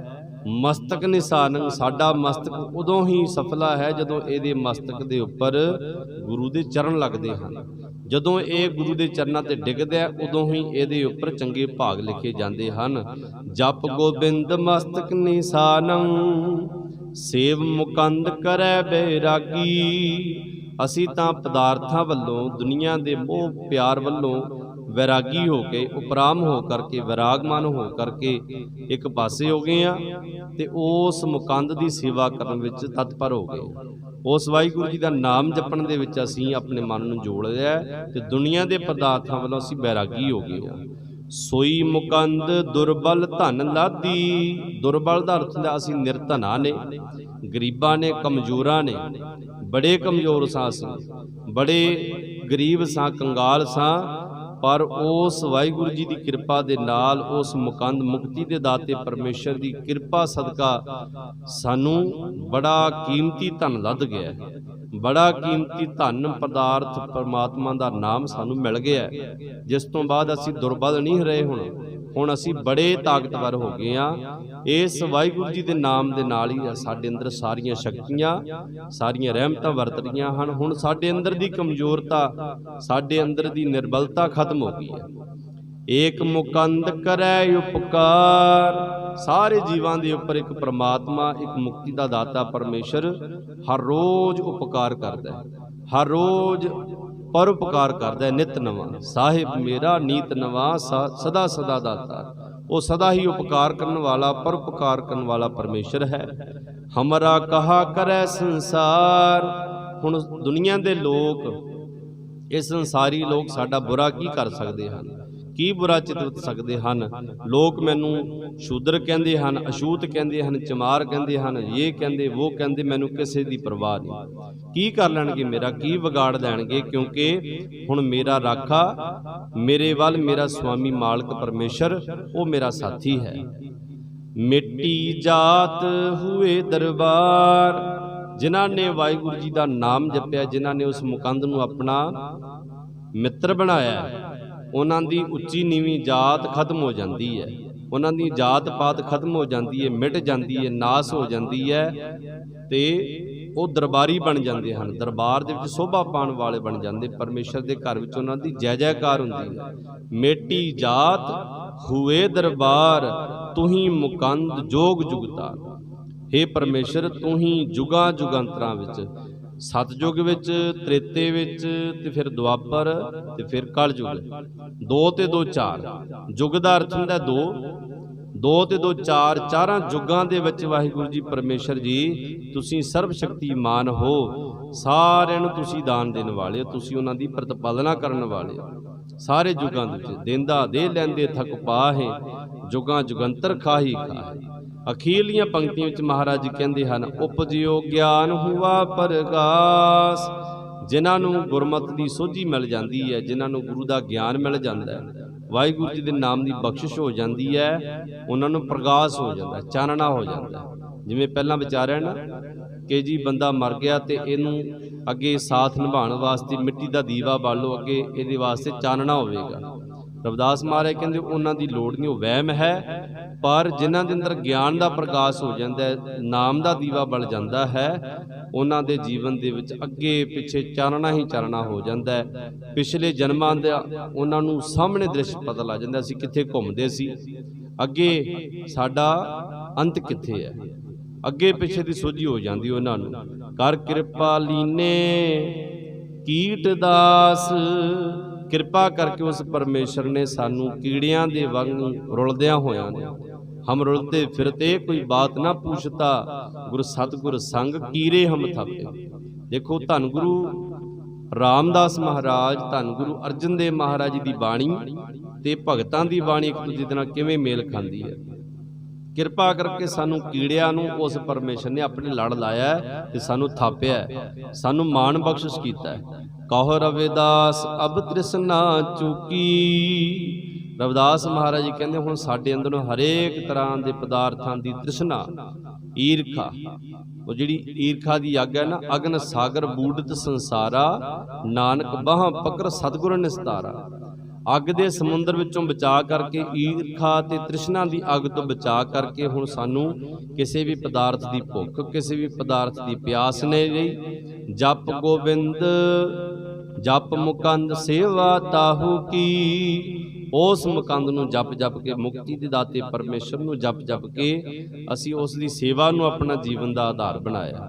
ਸੇਵਾ ਕਿਹੜੀ? ਉਸ ਦਾ ਨਾਮ ਜਪਣਾ ਤੇ ਉਸ ਦੀ ਪੂਜਾ ਕਰਨੀ। ਪੂਜਾ ਕਿਵੇਂ ਕਰਨੀ ਹੈ? ਨਾਮ ਜਪ ਕੇ, ਬੰਦਗੀ ਕਰਕੇ, ਉਸ ਦੀ ਭਗਤੀ ਕਰਕੇ ਹੀ ਪੂਜਾ ਕਰਨੀ। ਅਸਲੀ ਪੂਜਾ ਹੈ ਪੂਜਾ ਕੀਚੈ ਨਾਮ ਧਿਆਈਐ, ਬਿਨ ਨਾਵੈ ਪੂਜ ਨਾ ਹੋਏ। ਨਾਮ ਤੋਂ ਬਿਨਾਂ ਪੂਜਾ ਹੋ ਹੀ ਨਹੀਂ ਸਕਦੀ। ਬਾਕੀ ਜਿਹੜੇ ਕਰਮ ਕਾਂਡ ਹਨ ਵਿਅਰਥ ਹਨ। ਇਸ ਕਰਕੇ ਰਵਿਦਾਸ ਮਹਾਰਾਜ ਜੀ ਕਹਿੰਦੇ ਹੈ ਭਾਈ, ਉਸ ਮੁਕਤੀ ਦੇ ਦਾਤੇ ਪਰਮੇਸ਼ਰ ਨੂੰ, ਸਾਰੀਆਂ ਮੁਕਤੀਆਂ ਦੇਣ ਵਾਲਾ, ਬਿਮਾਰੀਆਂ ਤੋਂ, ਵਿਕਾਰਾਂ ਤੋਂ, ਵਿਸ਼ੇ ਵਿਕਾਰਾਂ ਤੋਂ ਵੀ ਮੁਕਤੀ ਦੇਣ ਵਾਲਾ ਤੇ ਜਮਾ ਦੇ ਫਾਹੀ ਤੋਂ ਵੀ ਮੁਕਤੀ ਦੇਣ ਵਾਲਾ, ਜਮਾ ਤੋਂ ਵੀ ਬਚਾਉਣ ਵਾਲਾ ਤੇ 84 ਲੱਖ ਜੋਨਾਂ ਤੋਂ ਮੁਕਤੀ ਦਿਵਾਉਣ ਵਾਲਾ ਉਹ ਪਰਮੇਸ਼ਰ ਮੁਕਤੀ ਦਾ ਦਾਤਾ। ਉਸ ਨੂੰ ਜਪਣ ਦੇ ਨਾਲ ਹੀ ਮੁਕਤੀ ਮਿਲੇਗੀ, ਨਹੀਂ ਤਾਂ ਉਹਨੂੰ ਜਪਣ ਤੋਂ ਬਿਨਾਂ ਸਾਰਾ ਤਨ, ਸਾਰਾ ਜੀਵਨ ਵਿਅਰਥ ਹੈ। ਵਿਅਰਥ ਨਾ ਗਵਾਈਏ। ਸਫਲਾ ਬਣਾਉਣ ਵਾਸਤੇ ਅਸੀਂ ਦੁਨੀਆ ਤੇ ਆਏ ਹਾਂ। ਸਤਿਗੁਰੂ ਜੀ ਦੀ ਕਿਰਪਾ ਪ੍ਰਾਪਤ ਕਰਨ ਵਾਸਤੇ ਗੁਰੂ ਗ੍ਰੰਥ ਸਾਹਿਬ ਮਹਾਰਾਜ ਦੀ ਹਜ਼ੂਰੀ ਵਿੱਚ ਪਹੁੰਚਿਆ ਕਰੀਏ। ਸਤਿਗੁਰੂ ਜੀ ਤੋਂ ਰਹਿਮਤਾਂ ਪ੍ਰਾਪਤ ਕਰੀਏ। ਆਪਣਾ ਤੇ ਆਪਣੇ ਬੱਚਿਆਂ ਦਾ, ਆਪਣੇ ਪਰਿਵਾਰ ਦਾ ਵੀ ਖਿਆਲ ਰੱਖੀਏ। ਉਹਨਾਂ ਨੂੰ ਨਾਮ ਦੇ ਨਾਲ ਜੋੜੀਏ। ਬਾਣੀ ਦਾ ਪ੍ਰਭਾਵ ਘਰ ਵਿੱਚ ਵੱਧ ਤੋਂ ਵੱਧ ਵਰਤਾਈਏ। ਬਾਣੀ ਪੜ੍ਹੀਏ, ਬਾਣੀ ਸੁਣਦੇ ਰਹੀਏ, ਤਾਂ ਜੋ ਸਾਡਾ ਲੋਕ ਸੁਖੀਏ ਪਰਲੋਕ ਸੁਹੇਲੇ। ਨਾਨਕ ਹਰ ਪ੍ਰਭ ਆਪੇ ਮਿਲੇ। ਸਤਿਗੁਰੂ ਜੀ ਕਿਰਪਾ ਕਰਨ, ਹੋਈਆਂ ਭੁੱਲਾਂ ਚੁੱਕਾਂ ਦੀ ਖਿਮਾ ਸਤਿਗੁਰੂ ਜੀ ਬਖਸ਼ਿਸ਼ ਕਰਨ। ਸਾਡੀ ਝੋਲੀ ਵਿੱਚ ਨਾਮ ਦੀ ਦਾਤ, ਬੰਦਗੀ ਦੀ ਦਾਤ, ਭਗਤੀ ਦੀ ਦਾਤ ਪਾਵਣ, ਤਾਂ ਜੋ ਅਸੀਂ ਵੀ ਉਹਨਾਂ ਭਗਤਾਂ ਦੇ ਵਾਂਗੂ ਆਪਣੇ ਜੀਵਨ ਨੂੰ ਸਫਲਾ ਬਣਾ ਸਕੀਏ। ਆਓ ਹੁਣ ਆਨੰਦ ਸਾਹਿਬ ਦਾ ਜਾਪ ਤੇ ਅਰਦਾਸ ਵਿੱਚ ਸ਼ਾਮਿਲ ਹੋਈਏ ਜੀ।